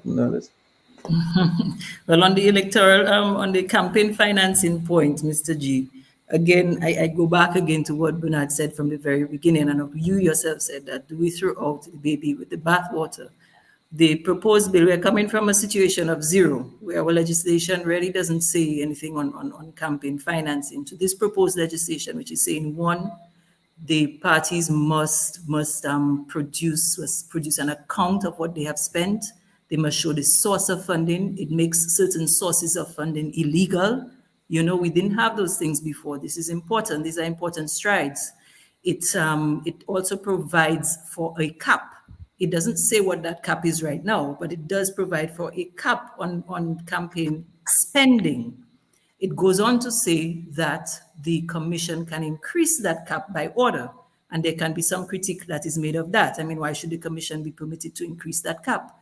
But we know how quickly it takes for legislation to change in Dominica. It might be that 20 years down the line, we are facing inflation, that cap becomes meaningless, and it takes forever to change the legislation to see what the cap is. So the framers of this proposed bill are put in a way where you can increase or decrease the cap through the commission. And again, as you were saying, we're assuming that the persons within the commission are persons of integrity and so on, but it is our constitution that says who the persons on the Electoral Commission are. It is the constitution who says who these people are. The constitution doesn't put a limit to say, well, it can only be a lawyer, or it just says the chairperson chosen by the president, 2 on the advice of the opposition, and 2 persons chosen by the president on the advice of the government, of the prime minister. So it's there in our constitution. We cannot change that. The constitution doesn't provide any other criteria. We cannot change that. If we're looking at constitutional reform, that, brothers and sisters, that takes years, that takes a lot of discussion, planning, etc., etc., etc. At this stage of our electoral reform process, we have to look at the legislation that is before us and ask ourselves, how far have we come, or how far is this proposing? Yes, it might not be at the 10 that we wanted, but is it at 7? Is it going from 0 to 7? Is it going from 0 to 8? the previous proposed legislation, there were provisions that permitted you to cleanse the list, you know. There were provisions there which allowed political parties to cleanse the list, to object to certain people, but the process was not sufficient. The process was lacking. So this proposed bill brings it up a bit. Does it bring it up to the level that we want it? Maybe not. That is what we have to ask ourselves and look at it, but we cannot throw it out altogether because it's going from a level of 1 to a level of 7 or a level of 8. You know, so we have to look at it, and sometimes, Mr. G, I speak in a non-partisan way, because we have to look at this thing critically, objectively, in a non-partisan way, so that all persons who are listening, whether it be opposition, government, whoever they be, so that all persons are listening can listen to us with reason, without the emotions of the politics. You know, listen to us and listen to the reasoning that we're bringing to the table, and saying, okay, this makes sense. I can listen to this, can listen to that, and so on. You indicated to your listeners that it is the first time I'm appearing with the Freedom Party. I don't know if you meant on this program. It is certainly my first time on this program, but I have appeared with the Freedom Party several occasions before as a member, as it is my democratic right to be a member of a political party in Dominica. I have appeared with them and spoken on many different topics, particularly topics that deal with my particular expertise. You know, I tend to want to stay away from the emotive politics, because sometimes you don't get very far with that. You know, you don't get very far with that. Something as important as electoral reform, it has to be done in a non-partisan way. It has to be done where all parties can sit at the table and discuss this and see how we can move to somewhere that the whole country can say, yes, we have accomplished this and this is where we want to be, you know? Yes, and I agree with you wholeheartedly. Anybody can just jump in now, you know, because I mean, I'm sure the way this discussion is going now, we can see there are things that we need to address. Yes, Mr. G. I just want to give an example. There was an election in the UK many years ago, and David Cameron was Prime Minister, and they had a housing project going on, and people were demanding that during the campaign, they distribute the houses. And Cameron said, no. You suspend anything to do with distributing houses during the campaign, and it's left for after the election. If the Conservative return to government, they'll distribute. If the Labour Party becomes a government, they will. And they stop it. But you see here, the party, I remember, you know, in 1995, when, before the election, the campaign that was trying to build up, and Sir Brian Arlene was becoming the leader of the party, taking over from Miss Charles. And when we went to a particular constituency, I won't name the constituency now, the person who was named as the candidate for the party told us there is a particular road in that constituency. If we can get it done, then that candidate would really be in a good position or better position to win that seat. And when we went to Miss Charles about that, she said, no, she's not doing anything for election. If it's there to be done, she'll do it, but not for election purposes. And it was not done until after the election and so forth. So there are examples that we can talk about. And the caller said, in terms of where we're at and the role of the government, but I still blame us too as a people. We sometimes believe that we are spectators in the whole issue, and we sit aside and look like we're watching a game, and we're not involved. And we say, where is the parties? The parties have a role, yes, but the people, the citizens already have a role to play too. And sometimes we give the Prime Minister too much support, in the sense that we feel certain things that we as a people should be doing, we just give it up and allow him to take it over. We need, as a people, to examine your performance. When you come to us with your record card to report on your stewardship. And if you pleases what we want you to govern us with, then fine, we'll re-elect you. If not, get out, let somebody else come out. And Alvin made the point earlier about elections in the rest of the countries. In St. Kitts, when they were talking about reform, the St. Kitts Labour Party was resisting. The Governor General took it over, and he said, every organization must have a seat at the table, and you want to ensure that the opposition is not excluded.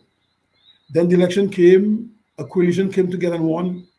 They were doing quite well, but they got a little over themselves in terms of power, and they lost the last election. Who came back? The very Denzel Douglas party with a new leader due. So the point is, reform is not for a particular party, it's for the country, for the people. And this is why, if you are the government today and reform is transparent, free and fair election, and you lose election, and the people are not satisfied with who they put there, they'll vote you back. It's a simple process. But you can't hijack and say you want to be there for 50 years, and the rest of us just feel, well, we are living on your estate, and that's it. And we talk sometime, we react sometime, and we just play it cool. No, we have to push for what we want and what is right. And Noelize made the point about removing the emotion from the politics. That is true. We have to focus on the issues that confront the country and the people. And we should never be afraid as a people to discuss matters that are as important as electoral reform on behalf of the country. We should never be afraid. We should be all ready and willing. And Mr. G made the point, if 300 people go to a meeting, say in Vickers, in Ma, whoever, they just hear the Attorney General and they clap and that's it.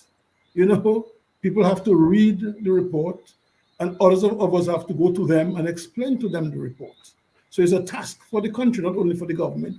And I support the point Alvin made about having Dr. Daru, who was a minister a couple months ago, an elected member of parliament for the Labour Party, and a member of the Labour Party, spearheading the discussion on reform, the consultation on reform for the country. That should not be. To me, that is just making us look like an old mass kind of thing, an old kind of behavior.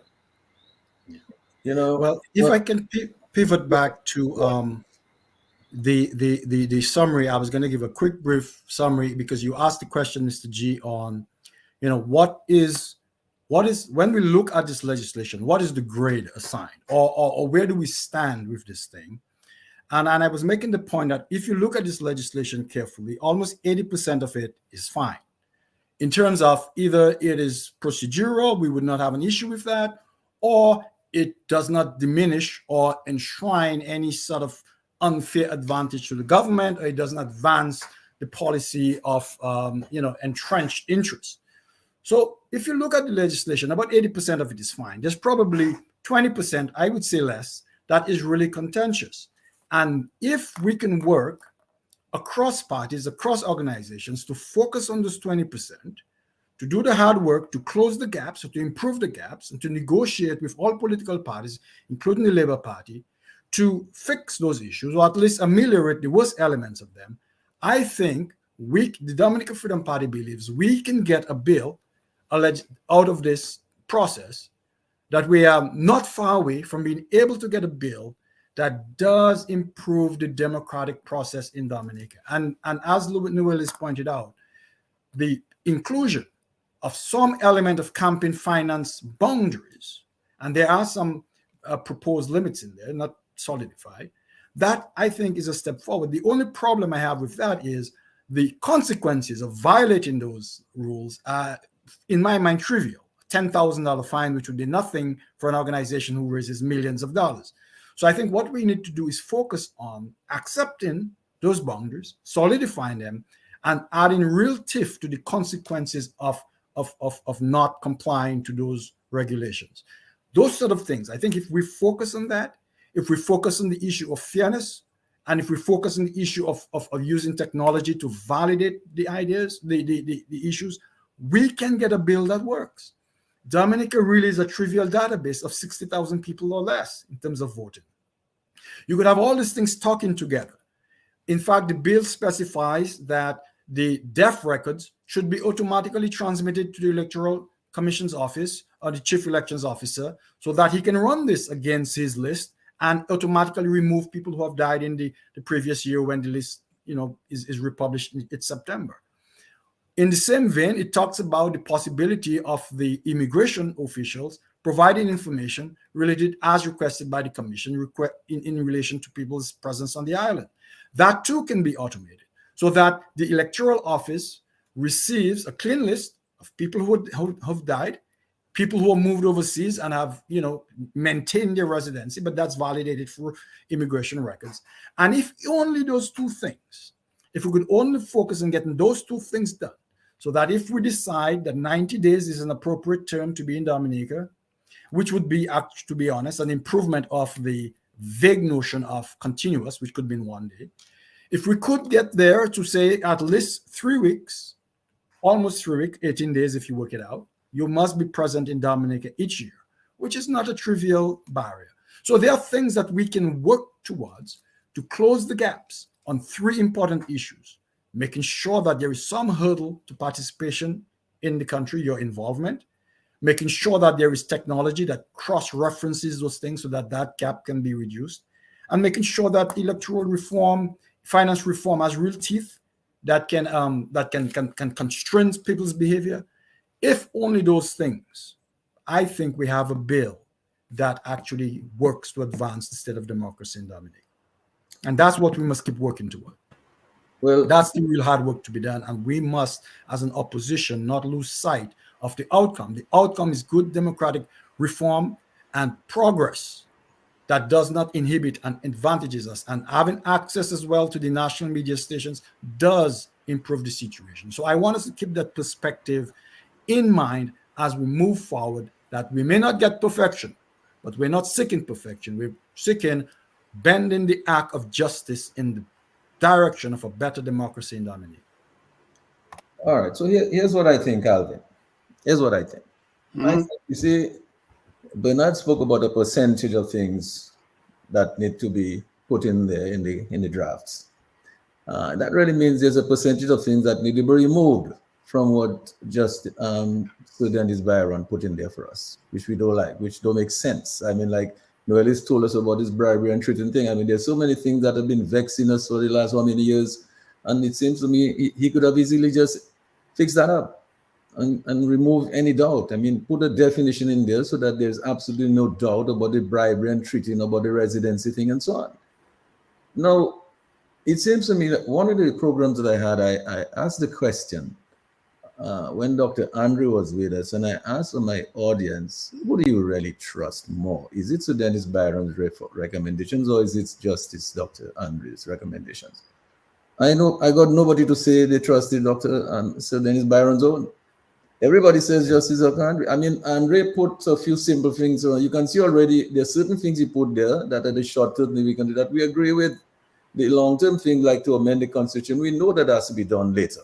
We know that. But he's making us know that this is something that we need to look at, right, for later. The fact of the matter is, Alvin, when Bernard speaks about this percent, these are some of the things that need to be included. And Noelize has mentioned some of the definitions that need to be more clearly defined and so on. One of the things that you want to do too, and Dr. Andre mentioned that, Alvin, he mentioned that. You see this thing about nolly processing things? So when somebody, whether they're on the electoral commission or wherever and they do something, and then there's a case, and then they just nolly process it. Even when the CCJ say, listen, you fellas go back and get this thing done, and somebody come and say, listen, we're not doing it. This is something that have to be looked at in the law to ensure that you can go forward. Now, let me tell you why I say that, Alvin. As I said, the framers of our Constitution envisage that we're going to have a lot of gentle people like maybe Eugenia Charles and Edison James and these fellas there in office. But you see, there's a gentleman called Matthew Walter. You know him? Guess what he said to us on his Facebook? He said, listen, there's something going on in the GLP that Rosie and Pierre and all those fellas with in your group. Those fellas not having any kind of elections. He said he don't know if there's a duly constituted executive committee. That's what the man is saying. He's an insider, you know. He's an insider. He was an elected official. He was a minister. He was an ambassador up to recently, I think, to Cuba. And he's saying there's something going on in there. I mean, I don't know if there's a duly elected executive. So what is he saying? You know, somebody mentioned hijack. Who said that? Was it Boss or was it Bernard? Somebody looking to hijack the country for how many years? 50 years. Somebody hijacked Labour Party, it seems, because if there is no elections and then the same people are just there, no elections, you're just like a recurring decimal. Leader becomes leader, and then leader just hand-picking people. I think this chap said in his social media thing there that, constituents is supposed to pick their candidates, but somebody simply just picking candidates for constituency. Look, the candidates. Alvin, your thoughts on, so you're a guy who has been in this thing for a long time. You work in the administration. Your thoughts on some of this?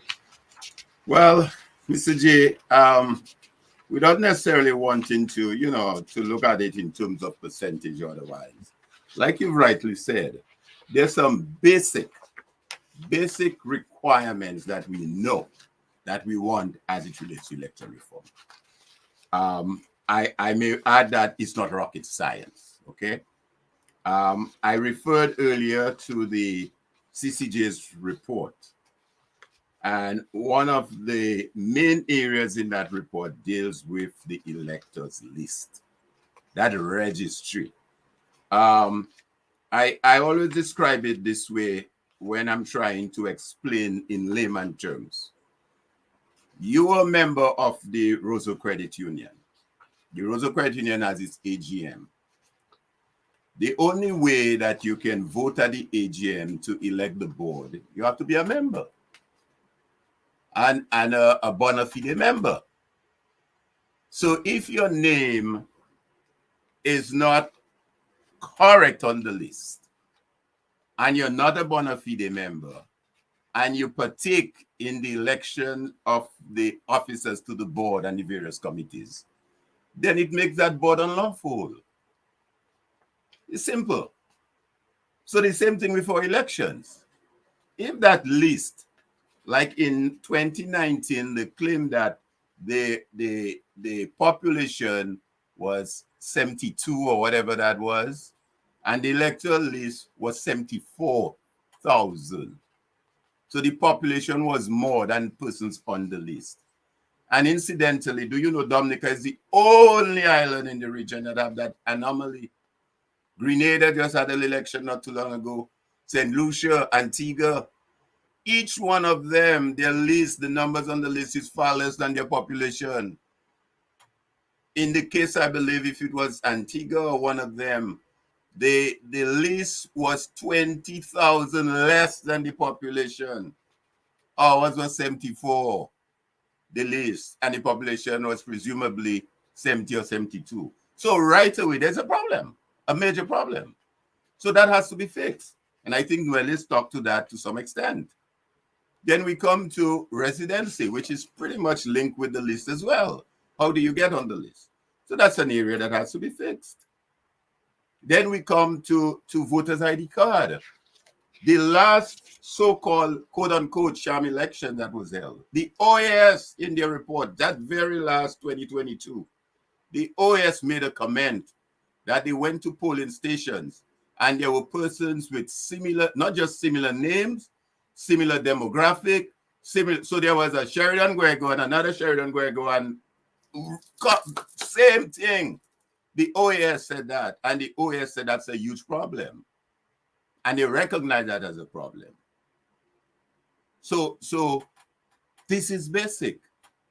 We spoke a while ago of campaign finance. Who pays the piper calls the tune. We know what's happening now with money laundering and all those kind of things and influence of persons in elections. We will see what happened right there in the United States of America. So don't you think other persons are not trying to influence elections in the region? Some deep pocket guy, some billionaire out there, some millionaire out there, say, hey, man, I can give you $10 million to do X, Y, and Z. And when you get into office, do this for me. So clearly we have to know where the money is coming from. There's absolutely no way. We know, we're not living on Mars. Tell me, Mr. G, where the Labour Party of Dominica in 2019 could have raised the 20, how much, what did I tell you? $26.64 US million. They must have sold a lot of barbecue and fried chicken to raise that money. A lot of barbecue and fried chicken sold. So clearly we have to have something in the legislation. But in addition to that, I think it's Noelize who mentioned it, there has to be a certain level of enforcement as well. Part of the problem we have in Dominica, just going outside of what we're discussing the reform, is enforcement too, and governance. Because we have quite a few legislations that are on the books. You mentioned the IPO, what to do with contract, even basic things like littering, loiter, amusement, the number of legislation, but no enforcement. So there has to be a certain level of enforcement. In the act where they speak about a $10,000 fine, what's 10,000 as against a party that's coming up with $26.64 million? That's peanuts, that's pocket change. You know what I'm saying? So these are the areas that has to be tightened up and looked at. The question of free media access. In a democracy, let all ideas contend. These are the people that have come to present themselves to the electorate to say that we want to represent you, to be your representative based on Constitution, Section 33. They should be allowed access to present to you what their plans are. So these are some of what one might say the low-lying fruit that we have to address. And I think Noelize put it quite rightly too, A lot of times what happened in those discussions, there's emotion that goes with it. We become very emotional, and we somehow in the process lose some level of objectivity. And if I don't agree with you on a particular point, it means I'm against you. So I must agree to everything you say. If not, I'm not with you. And I think that too is one of the growing up that has to take place. I was on a program recently with, again, a lady, as we were joking earlier on. Maybe now is the era for the ladies to take charge of this thing and come forward and show maybe some of us, the men, what needs to be done. And she made the point. Crisis and leadership, what determines your character as a leader member? Crisis and leadership. Well, And let's put it another way, Alvin.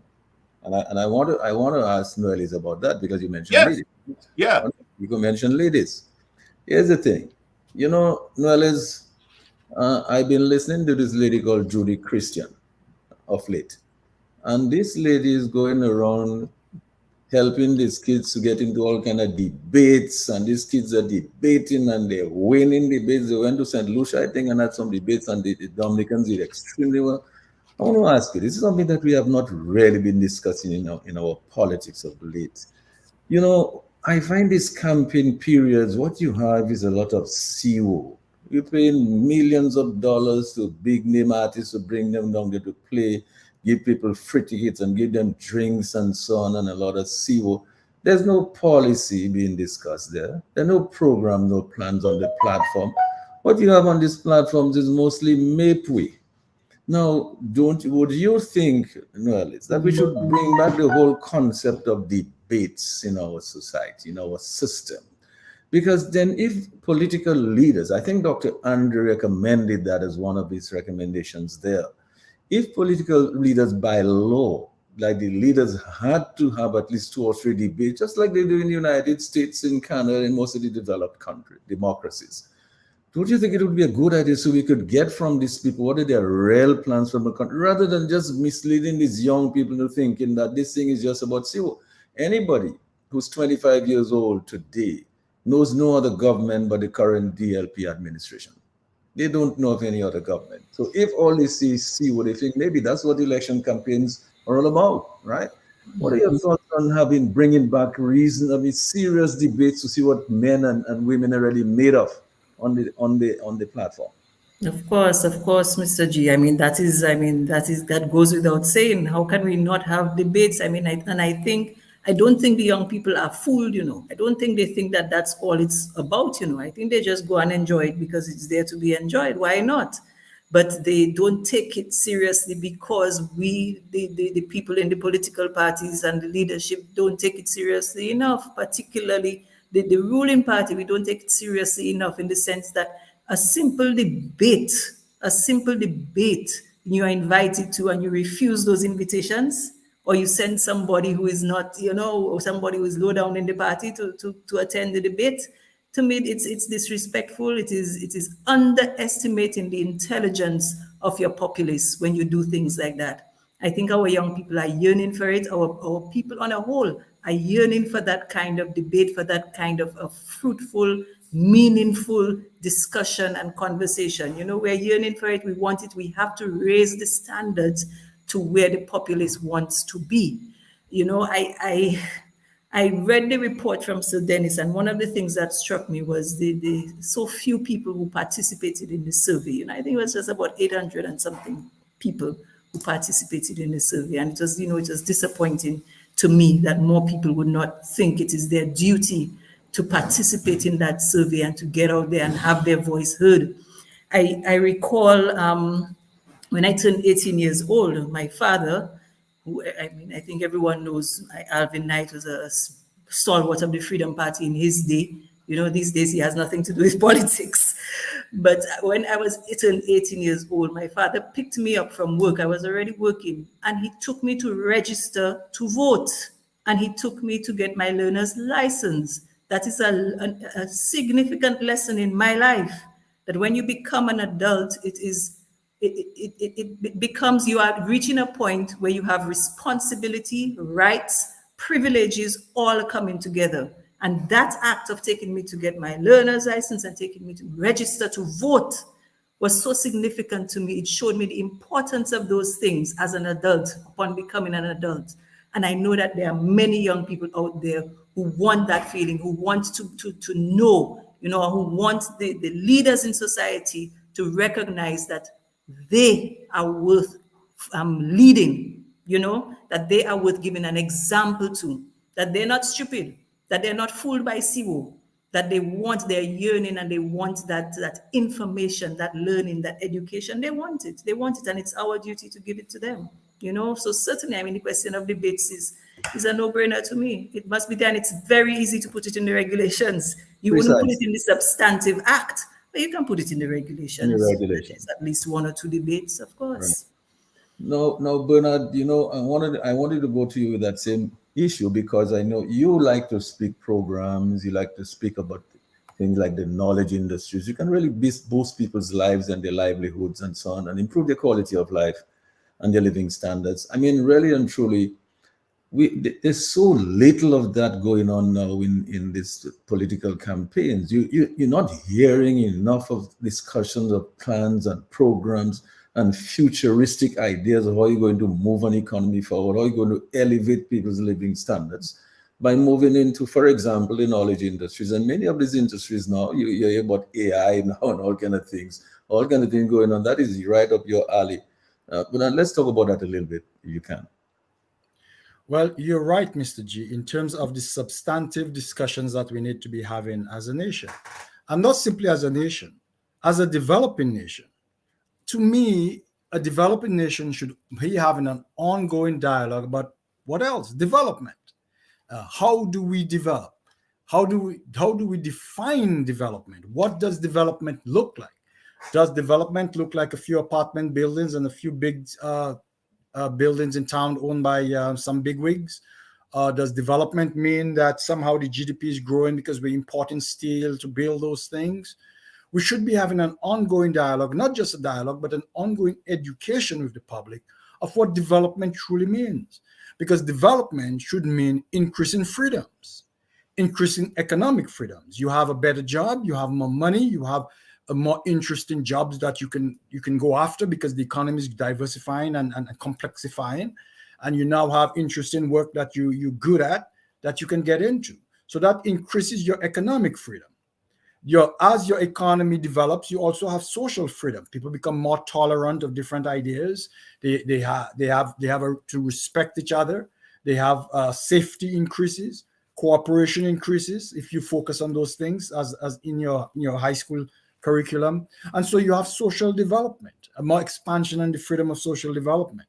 And of course, political development, political freedom expands when you truly vote people based not on a sense of obligation or a sense of being shackled by a few bribes, but truly based on your conviction of who can take the country forward. Therefore, your political freedom expands when your economy expands. And so that, to me, any leadership from the top down should be an ongoing dialogue in every developing nation. What is development, and how are we developing, and what programs are we doing to develop? Not only that, I think a wise government would set metrics that are visible to the public, that are made available and discussed periodically, quarterly, here are our objectives, and here we are in terms of how we are accomplishing, and be held accountable to it. And that is the problem. For the past 23 years, nobody has defined development, has having the dialogue of what development is, and metrics that show true development. Instead, we have the Labour Party who constantly fools, in my mind, the public with a few shiny objects and a few smoke and mirror tricks, and sells that as development. But we truly need to have, and the Dominican people and the citizenry should hold the developing countries' leadership to a definition, a clear definition of development, a clear establishment of metrics to those developments, and clearly tied programs that lead into these metrics and discussion of those metrics. That is the sort of discussion we should be having. And that is the sort of discussion we should have every election period, when we should say to the government, let us talk about the report card for the last 5 years. Have a report card been defined, and how have you scored on it? And that is the type of things that we have to do. If we do this, if we hold our government and our people accountable to results, results we shall have. And results is what it takes. Real production, real creation of wealth from knowledge, from ideas, from creativity, from new ideas of how to put things together, how to do useful, valuable things for the rest of the world. If we hold ourselves accountable and have the discussions around those, we can truly create value that creates a flourishing society. And that is, unfortunately, that is the sort of dialogue that is lacking. It's the sort of dialogue that the Freedom Party is all about and wants to see become a deep part of our political culture. It will take work to get there, but we must start that conversation. And shows like yours and the work that you do, Mr. G, is part of that process of translating our political culture into one that talks about important matters, not trivial ones. Yes, and as Noelize said, I mean, things like that you have to put in the regulations. I mean, to me, it's such a, I mean, it's a no-brainer to say there must be debates among leaders. Let's know what it is that you have planned for the country. Let us see what stuff you are made of, right? But, we have to also hold ourselves accountable, because, ladies and gentlemen, because, the time has run out on us. We've reached the 10 o'clock hour. So I'm going to ask Boss, so give us your final remarks, Boss, on your closing remarks. I think your mic is muted, Boss. So you might have to unmute your mic. Yes. I think we had a very good discussion tonight on this long overdue settlement of reform. And I hope, in the name of democracy, transparency, free and fair election in Dominica, we can settle this matter and settle it for good, and that the Labour Party would not see it as something that they want to take control of, but see it as something that we as citizens, whether we belong to Freedom, Labour, UWP, or civic groups, that we can sit down soberly and discuss, and we can find common ground to resolve these issues.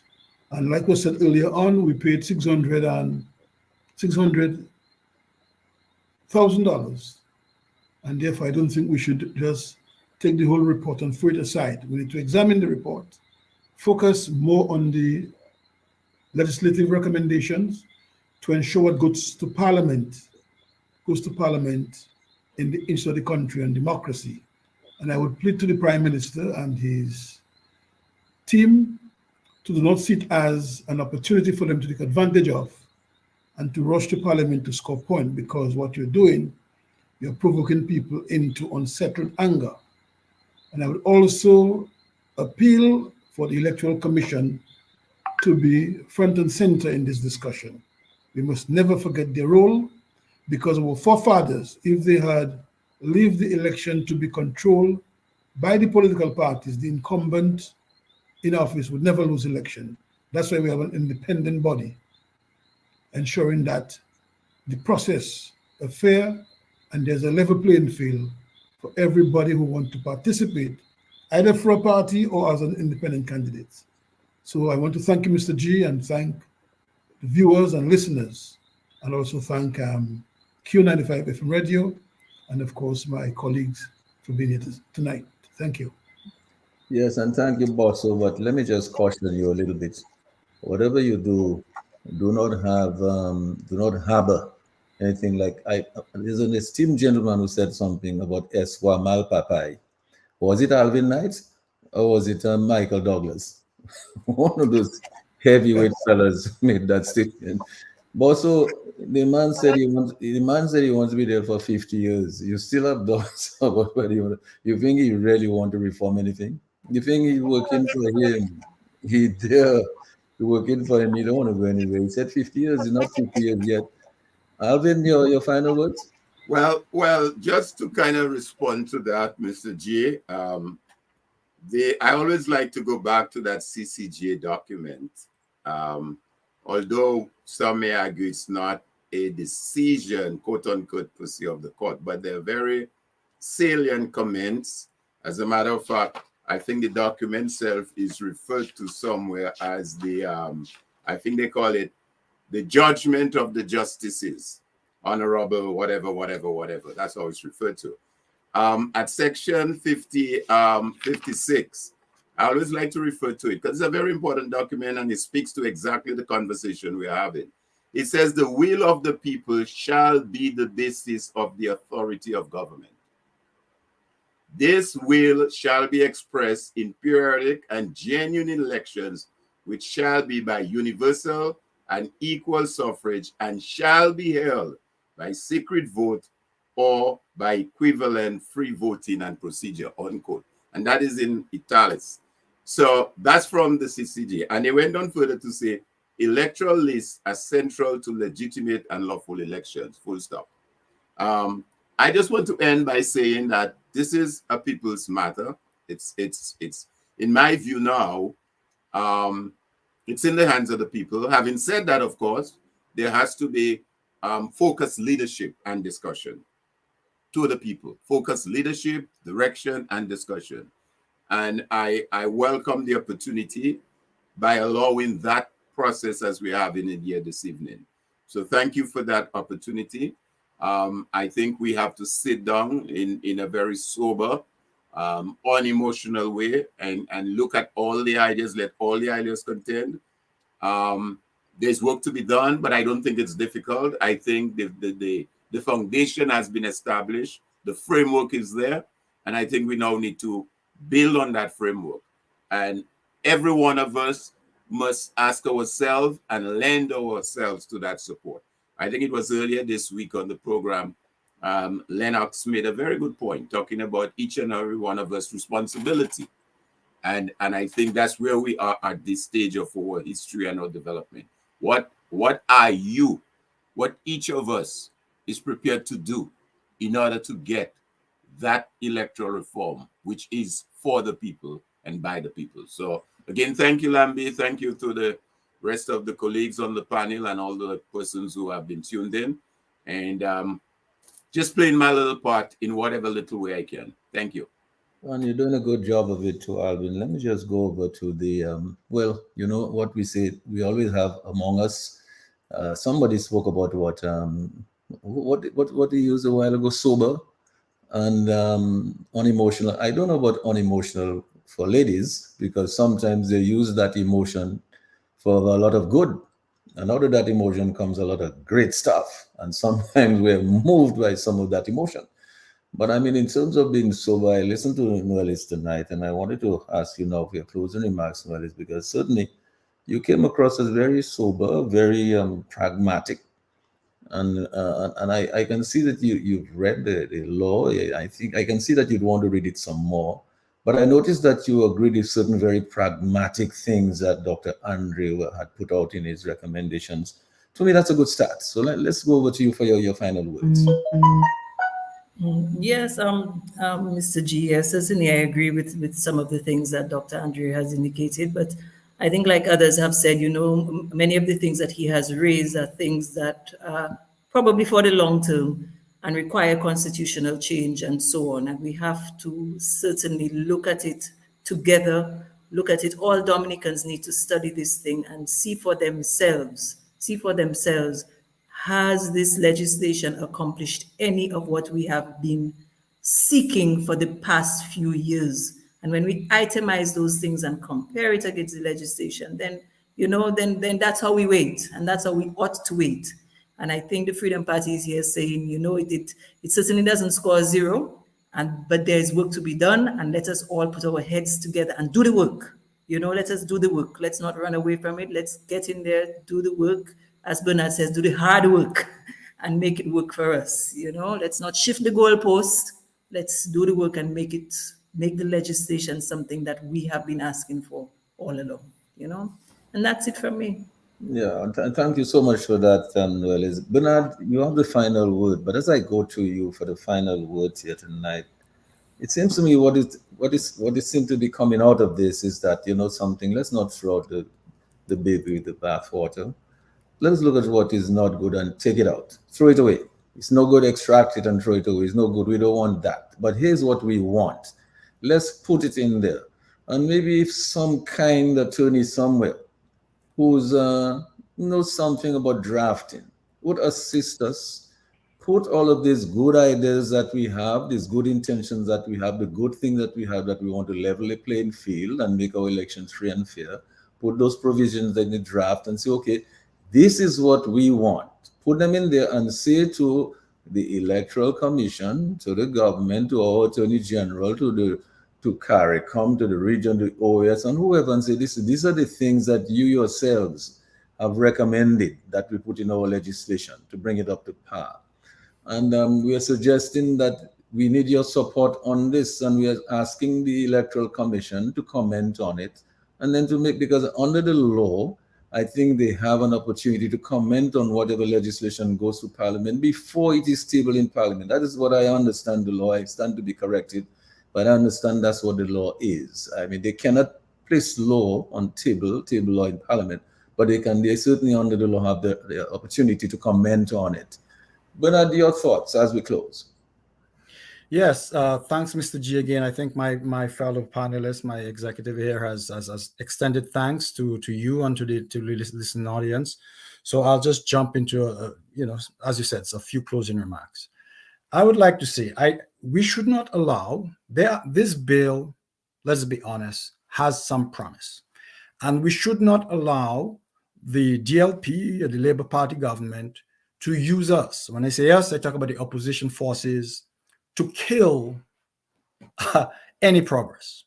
We should not allow the DLP to use us against ourselves and our best interests. We should look at the bill, and we should not go throw it out, and the DLP says, well, we tried. You parley, sir, they're not for progress, whatever. Moving on, big smiles, they're happy.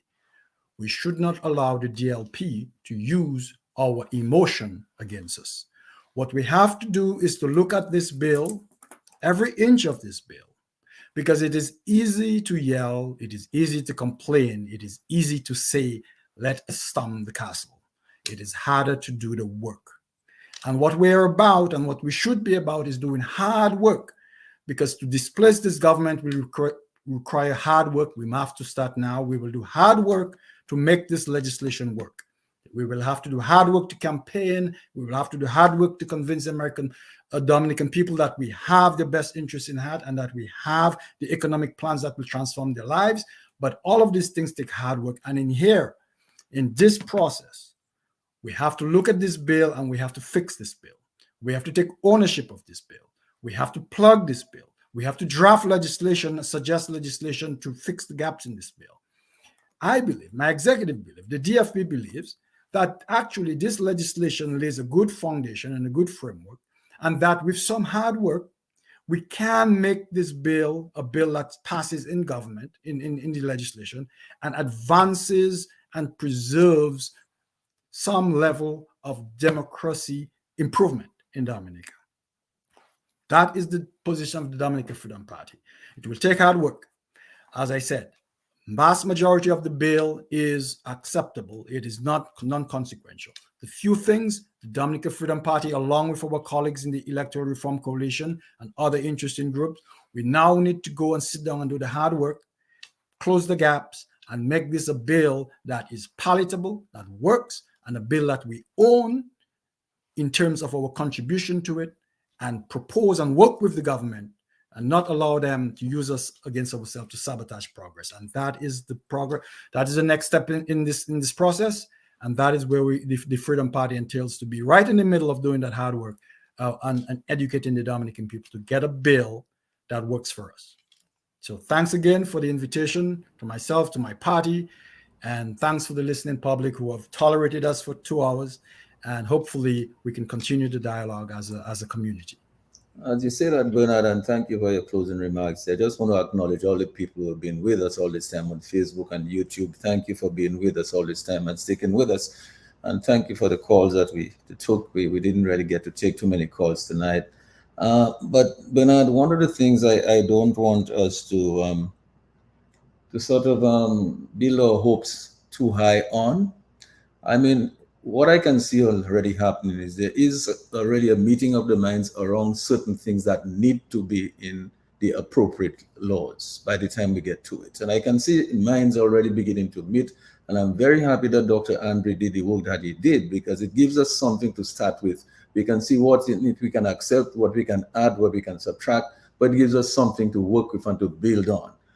One of the things, however, I want to advise all of the political parties, all of the civic organizations, all the members of the ECR, all the church groups, all of the private sector organizations and so on, unions.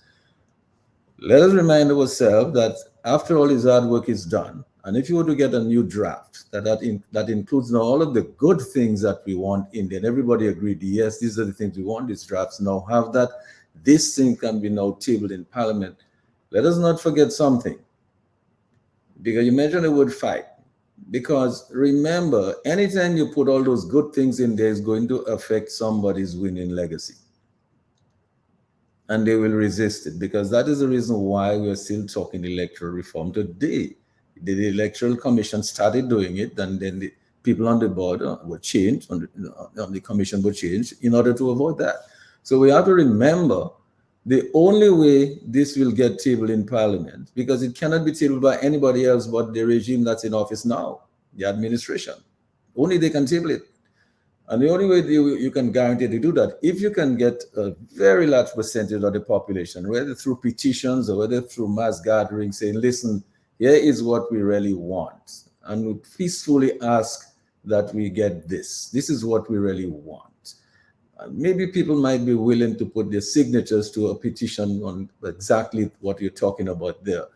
Maybe if you were to do that and the world can see that Dominica, the large majority of Dominicans want, this is what they want, maybe we might get some sympathy out there, but nobody's going to come from anywhere and do it for us, Bernard, or Noelize, or Alvin, or Bosso. Nobody's going to come from us. We're going to have to do it ourselves. Or people have to be going to rally, or young people have to start thinking about their future and say, listen, you know something? This is the best way for us to go forward. And people have to say, we demand it. That is the only way I think that we will get it ultimately. So, gentlemen, I just want to thank you so much for being here tonight. I mean, it's a very nice, sober And lady. And I should say lady first, and gentlemen. Lady and gentlemen, right? I mean, really and truly, very nice. So somebody's talking to us. I'm just saying that it's a very nice, sober discussion. I like it. And I hope that we can see a lot more of the Freedom Party. I'll certainly invite you guys to come back again at some other time after we've gone further in this in this whole reform movement. And we can see next time when we come back, maybe we can see, okay, here, all of the opposition forces, all the civic groups and so on have agreed that is where we're going. And maybe we can come together and say, this is what we're really looking at going forward. So I'm looking forward to that day. I hope that works out. Thanks a lot, everybody. Well, let me say, Mr. G, thank you. I want to thank you, too, for the work you're doing through this medium, Global View, and your radio station, Q95. Let's not stop. And we have to.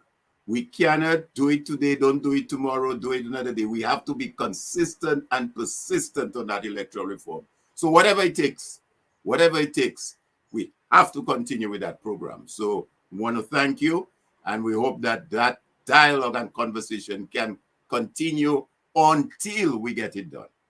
So what you're telling me, in other words, is only Alvin that can say finish with that. I can say it too. I'll let Noelize answer that. Alvin alone had that privilege to say, boy, I take in the back seat now. I done with that. Anyway, it's all good. All right. So, Thank you. good night, Good everybody. night. That is, take care. Good Nice. night. Good night. All right, Yes. good night, All everybody. right. All the best. All Good right, night, take care. everyone. Take it Take easy. care. Yes. Until next time. Bye bye. Yeah, Look good for- night. Good Look night. forward to cricket tomorrow. Oh yeah, yeah. Let's hope the weather holds up. Yeah, the weather a little up now. So I Yeah, know let's see what happens in the morning. Yes. All right. All right, Okay guys. then. Okay, Bye. man. Bye bye. Take care. Take care, Thanks a everyone. lot. Good.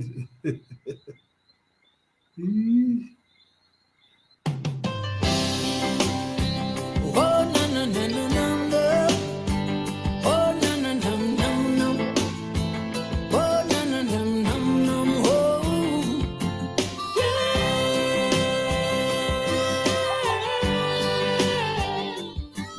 yeah, yeah. Looking out my window, and I'm a thinking of tomorrow, and I'm a wondering what the future will be. Thinking of the children who are the victims of oppression, beaten down by wars and eaten up by starvation. I'm saying, when there's ugly will be over, and the children can go out and play. I wanna see when all oppression will be done, and the people will rise up and say, freedom at last, freedom at last, so free, freedom has come, freedom has come, oh yeah. Shall have sitting in seclusion, and I'm in my meditation, and I can hear the voice of the sufferers cry for justice. Ooh, another ugly war is raging, threats of nuclear war is rising, and the world is gripped by fear of mass destruction. I'm saying, when there's ugly will be over, and the children can go out and play. I wanna see when all oppression will be done, and the people will rise up and say, freedom at last,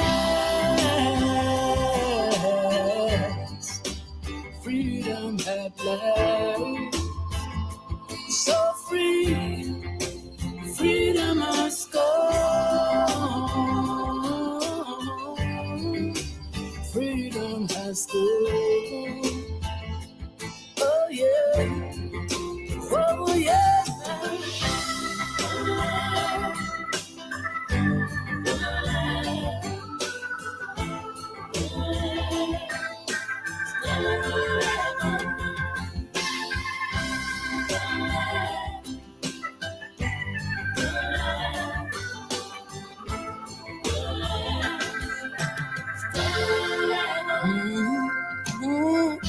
So much blood, sage and sorrows. There is no future for the youths of tomorrow. Yeah. So many mothers crying, so many funerals. Oh, when will it end? Say it, when there's only will be over, and the children can go out and play. I wanna see when all oppression will be done, and the people will rise up and say, freedom must go.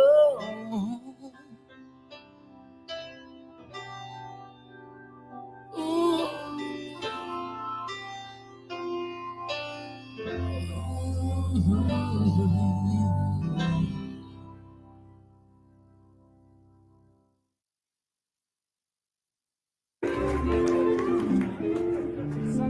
Citizens exploring free and fair elections.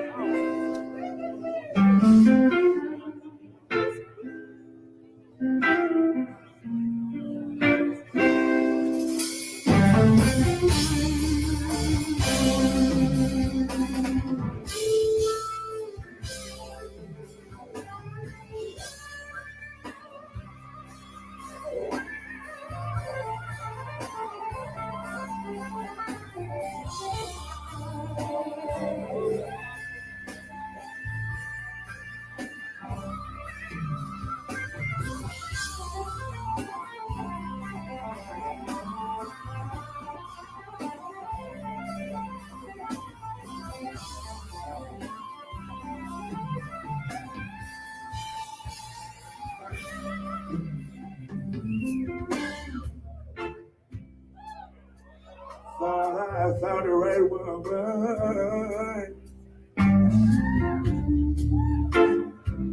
to ease my troubled mind.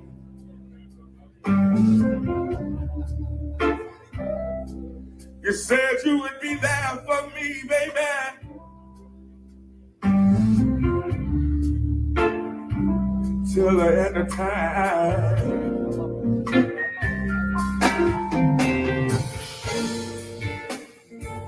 Thought I had a chance to start all over. Said you would be there every step of the way. But all I ever get is empty promises, baby.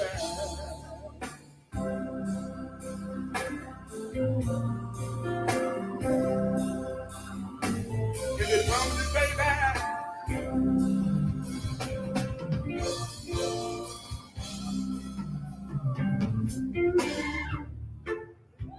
As time went on, we stayed together.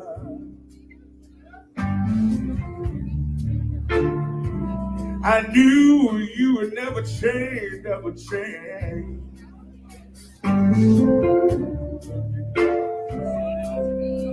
Said you wouldn't break my heart like the others, and we would make it somewhere.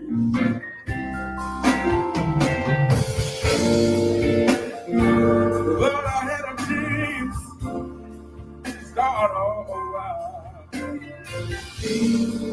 Since you could be there every step of the way. But all I ever get ya is empty promises, baby.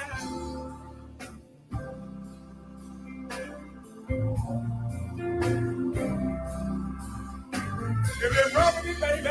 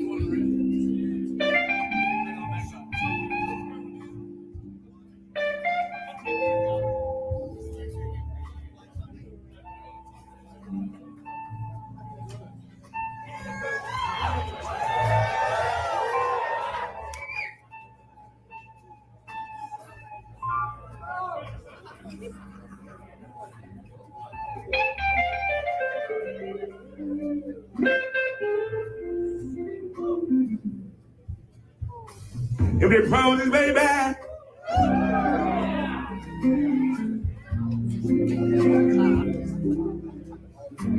if they promise his way back,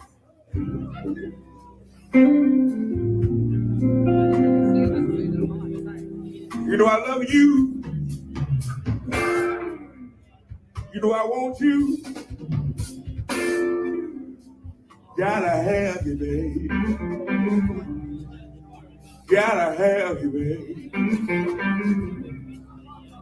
gotta have you, babe, gotta have you, babe.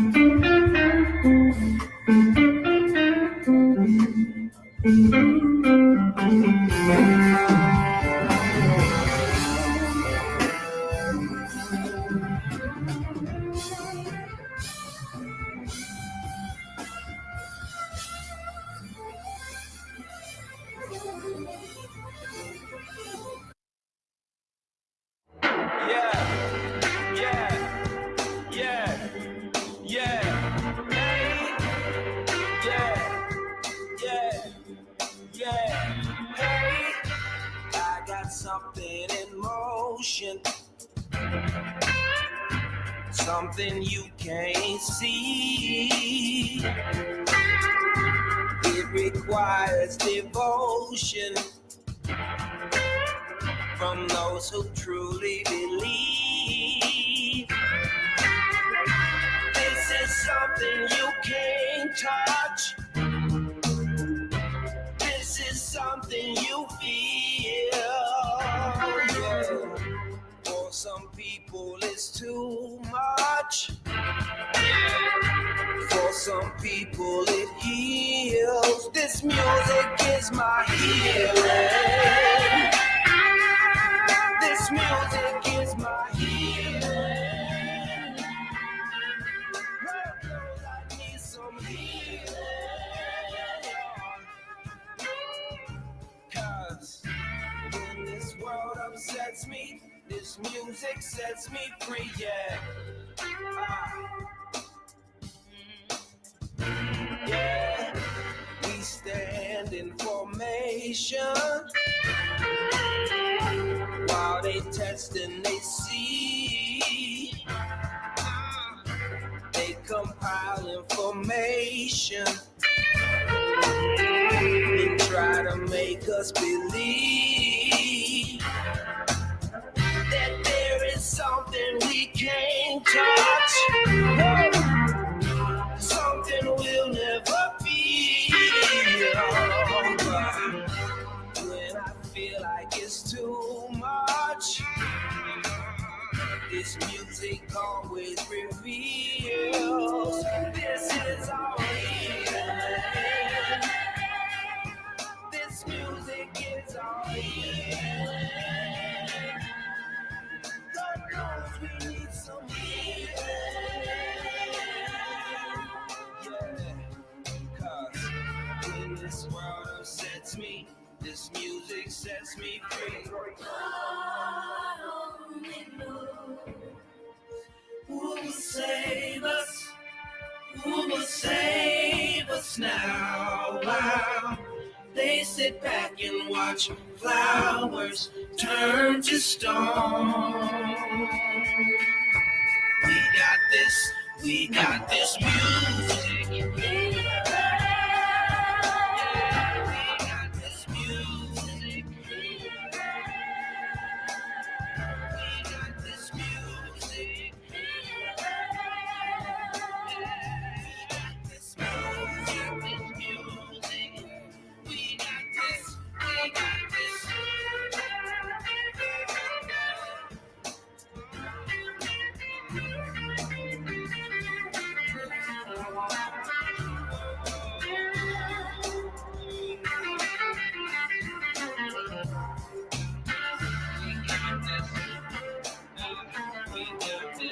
We got this.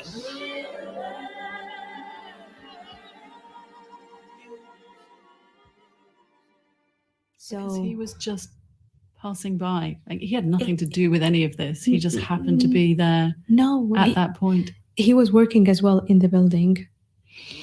So he was just coming to his shift. And it was very difficult to see afterwards the receptionist, because the receptionist insisted that he wants to continue to work. So the next day, the receptionist, you will find him there after he just saw the video of how his son was just blown off in front of him. And it was so hard for us to even look at him. And he said, just act like nothing happened. Let's continue our day. So it's hard to accept it. Yeah. Yeah. And after such a close shave, were you thinking it's time to leave? Yeah. I mean, that was the beginning of my thoughts. Is like, this gone closer. Mm. I used to say it to my friend that this was like a circle of death. It used to be so big. You hear of someone in a province 300 kilometers from Baghdad, and he got shot. And then you hear it's in Baghdad. And then you hear it's in your neighborhood. And then you see it. So that cycle starts to shrink and shrink and shrink. So I feel like it was coming to my throat. Mm. Yeah.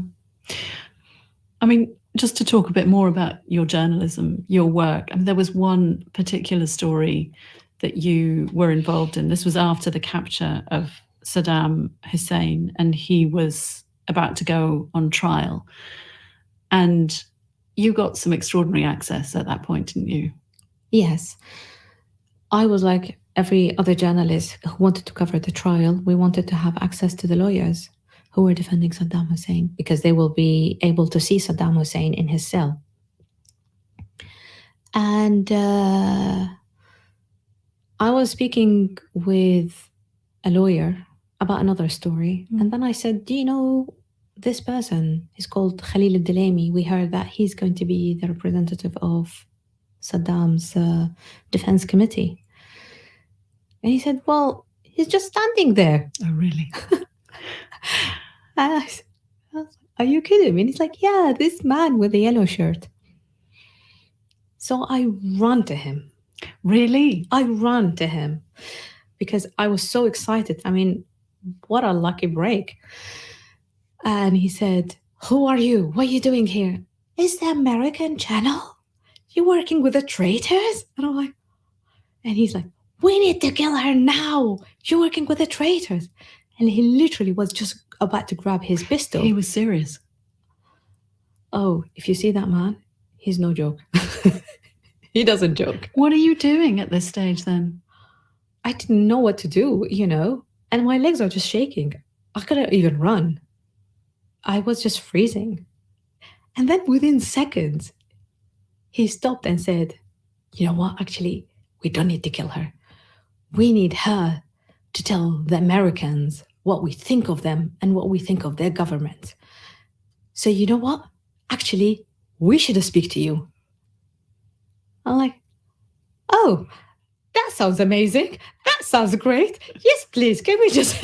And then he said, you give me your number, and whenever you call me, I will pick up. And that's how I started having conversation with him. And I was on the phone with him all the time, getting access to Saddam's hunger strikes, how the guards were treating him, if there was any problems in the court, etc. This is a gold mine for you. This is an inside track into what loads of people really want to know. But this also ended up causing you, I mean, a real problem, didn't it?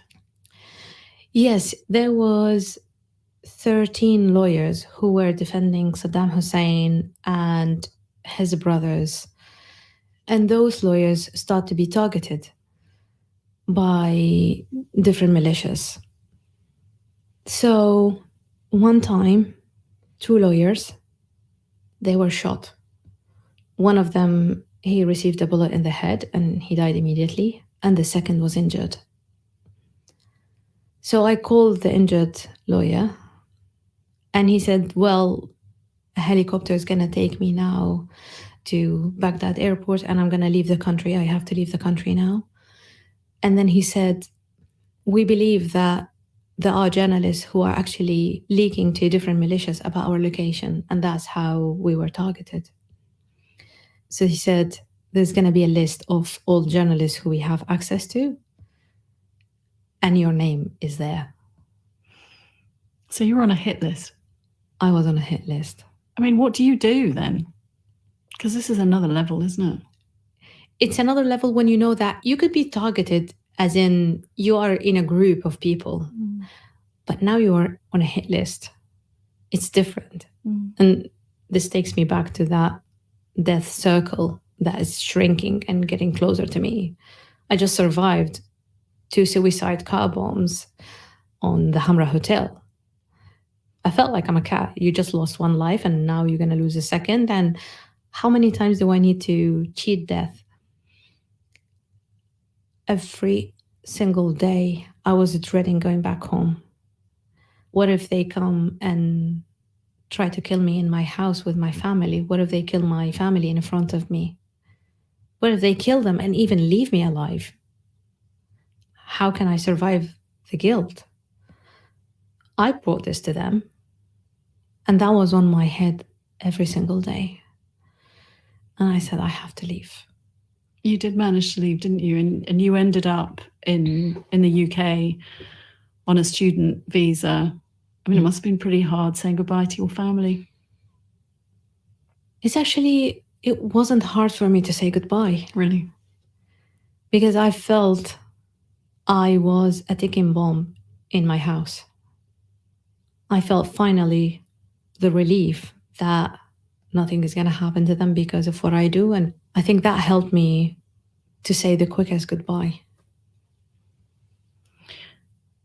So you come to London and I guess on the face of it, you're safe, secure. Were you happy with things going well? There were a lot of ups and downs. I mean, at the beginning, I was still trying to climatize. It was the calmness that I needed to get used to, the routine. For example, in Iraq, you never say to somebody, what are you doing on the 16th of July? There's no diary. People respond to you saying, well, if I'm alive tomorrow, I will come to you. That's how people plan things. I was still in that headspace. So it took me a long time to relax and wear high heels again without the fear of running. Took some good time. I mean, your life takes lots of twists and turns. You start making documentary films, you go back to Iraq, and I know that you made some intense films, dangerous films about secret prisons in Iraq, about links between clerics and sex trafficking. I'm interested also in the fact that you could have done something very different. You could have been a journalist here. You could have told lots of stories, and yet you choose to still go back and put yourself in really dangerous situations. I actually worked in London for a couple of years in kind of a newsroom, but I couldn't stand people on Friday night saying, oh my God, what are we going to do in the weekend?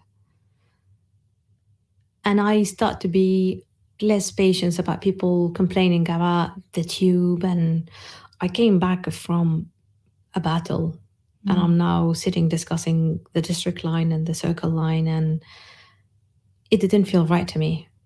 And also there was a bit of guilt because I felt like I was a lucky person to escape, but doesn't mean I should forget what I left behind. And that was my way to say, I didn't abandon you. And because as well, I had the luxury of leaving after doing a story. So I felt I should use it in a good way. You've been nominated 4 times for Emmys. You've won twice. You've won various awards. How did it feel getting that acclaim for your work? The first award that you win, you feel amazing. And I moved to a happier, healthier place with a French husband. Let's talk about him. Tell me about meeting your French husband. Yeah. You've got a huge smile on your face.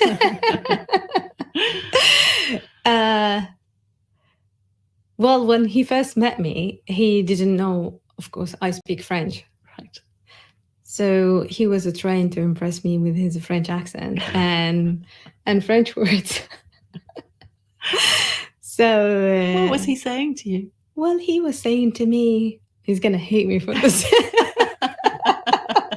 It's all right. We'll tell him not to listen.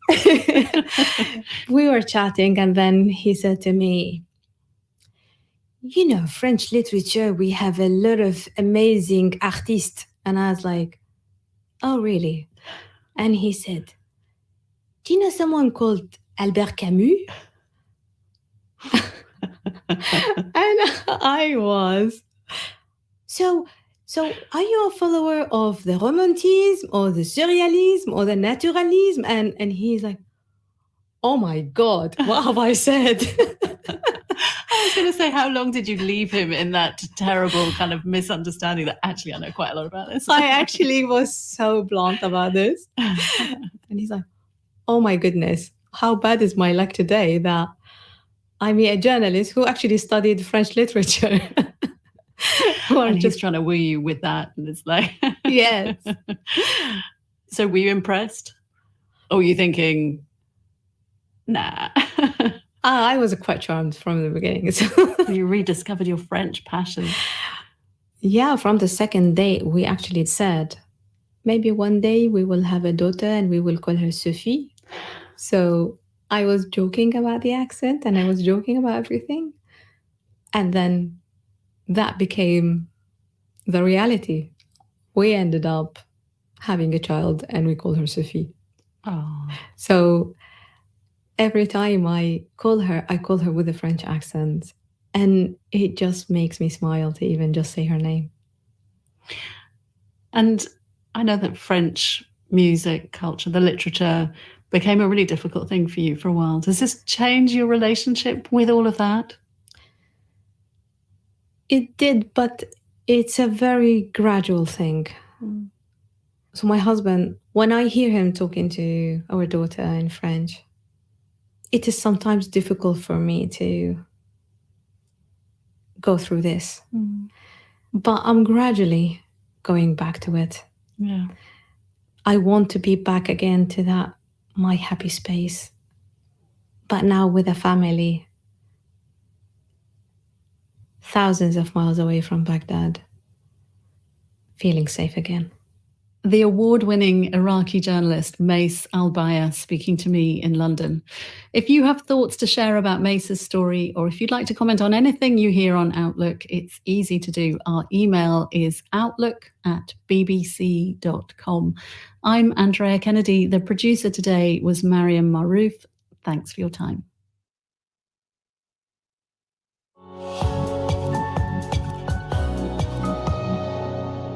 BBC World Service. And now, Witness History. Today, we're taking you back to 1974, when a Hungarian architect, Ernő Rubik, invented a puzzle, which went on to sell more than 450 million cubes.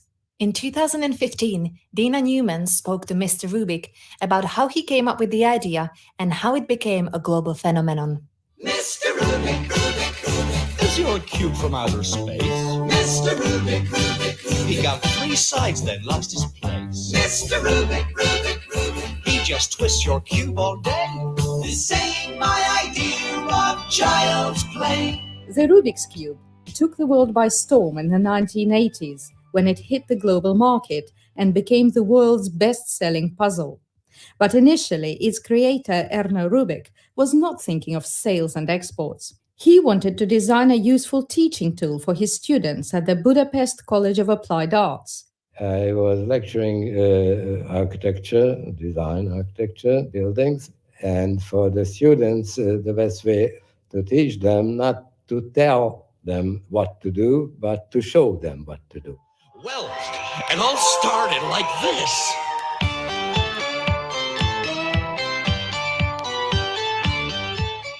I was interested about to create something that is mobile, simple, and contains some kind of task. I was working the very traditional regular forms, and I found many interesting ways what we can do with them and how we can transform them. And finally, I was falling in love with the cube as a form because it has very special qualities.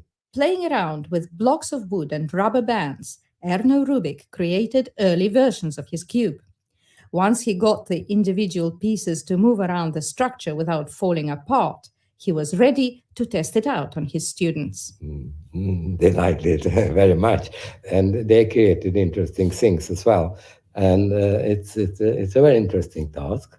And I was searching different potential of the cube, and I believe finally that I was successful. The cube's blocks could move in all directions, creating an almost infinite number of positions. So, when it was mixed up, it was incredibly hard to solve. The task of what was formulated by the cube at the very first sight, it was very difficult. So initially you could not solve your own puzzle? Sure. At the first sight, you don't understand what you see. After you understood it, you are able to handle it. For about a month, Ernő Rubik experimented with his cube, twisting it this way and that. and noting the results.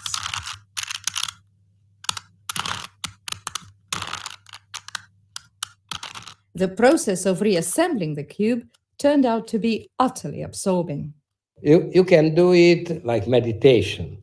The rest of the world disappears. So you are focusing. You need to be there. That's one thing. Other thing is when you are playing with the cube, you are recreating the cube in your mind. Tell me, were you the first man in the world to solve Rubik's Cube? Sure, that's a fact. I was really happy. So that was a really very enthusiastic moment when I found it, and I'm sure I'm not alone with this one. And so then you shared it with your students, right? Did you show them how to do it? No. In that time I had the feeling I don't want to take away the possibility to find your own solution, to start from scratch, to feel the same satisfaction. I think I've got the answer. All I need's a little paint to change the colors of the squares before I'm in restraints. If that don't work, I've got the tools to force that into place.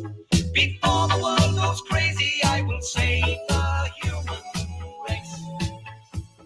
It turns out that only about 1% of people can solve the puzzle without any help, though every position of the cube can be solved in 20 moves or less. So it made sense to publish solutions, which helped to generate more interest in the puzzle. The first fans of the cube were architects, designers, and mathematicians who showed it to their colleagues at international conferences. At this point, Mr. Rubik thought it might be a good idea to start mass production. But in the Hungarian communist-run economy of the 1970s, opportunities for business were limited.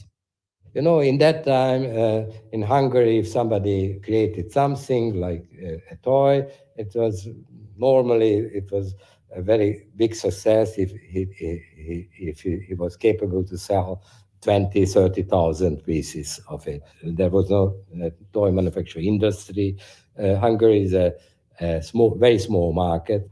It was a planned economy, you know, that means no advertising, really, no budget for do anything. It was, you can buy a toy in the toy shop. That was the book in the bookshop, and so on. Mr. Rubik, what have you got against the same? Mr. Rubik, is that some kind of Russian name? Mr. Rubik, I think I'll sue for therapy. Your cube's a mystery. It arrived in the toy shop, and there was very few companies selling toys, and they ordered 5,000, and after a while, I ordered some more. People discovered it. In the first 3 years, around 1 million cubes were sold in Hungary, which had a population of 10 million. With no advertising, it seemed nothing short of a miracle. But ironically, it was the country's communist-run economy that fueled the demand. Partly because it was hardly available. It was a good business to buy some, take it abroad, and sell it there. You know, in that time, the Hungarian currency was not a hard currency. It was limited how many dollars or Deutschmark or something else you are able to buy for 1 year. So the cubes became the equivalent of hard currency. Some kind of thing, yes. Seeing that the cubes were selling well on the black market, Mr. Rubik found a US distributor. And in 1980, they signed the deal. In that time, they say they will sell 1 million pieces, that sounds very promising and nice. And after that, in 3 years, they sold more than 100 million. And after that, they sold the company. So they sold 100 million cubes, and then they sold the company and made a fortune. Yes. Did you make a fortune out of it? I got my royalties, and I tried to find some way to save my interest, but it's very difficult. So it was difficult for example, for the American company. It's very difficult to protect yourself. Over the next 4 decades, numerous copies and imitations, not always legal, flooded the market. Scores of entrepreneurs, meanwhile, made a fortune with cube-related ventures. Erno Rubik did not become a billionaire. However, he does not believe he lost out. I am a fortunate person, I can say, so I believe that. I'm fortunate because if I'm doing something, I'm not calling it work. I enjoy what I'm doing. So that's, to live that way, you must be lucky. Come in, my son. Welcome to the kingdom. Hey, it's real nice up here. What do you guys do all day? Well, we play with these. Dina Newman was speaking to Edna Rubik for that edition of Witness History, first broadcast in 2015. This is the BBC World Service asking, can Bangladesh's clothing industry go green and still keep costs down? Bangladesh has positioned itself as a country where clothes are made in a more environmentally friendly way. But green technology comes at a price. So who's paying for it? Bangladesh's clothing conundrum at bbcworldservice.com/documentaries or wherever you get your podcasts. In half an hour, Fukushima. In March 2011, a tsunami topped the walls of the Fukushima facility, causing the most severe nuclear accident since Chernobyl. Former energy company executive Hurtault was supposed to ensure that accidents like this couldn't happen. 10 years later, he searches for atonement. The newsroom is next. This is the BBC World Service, the world's radio station.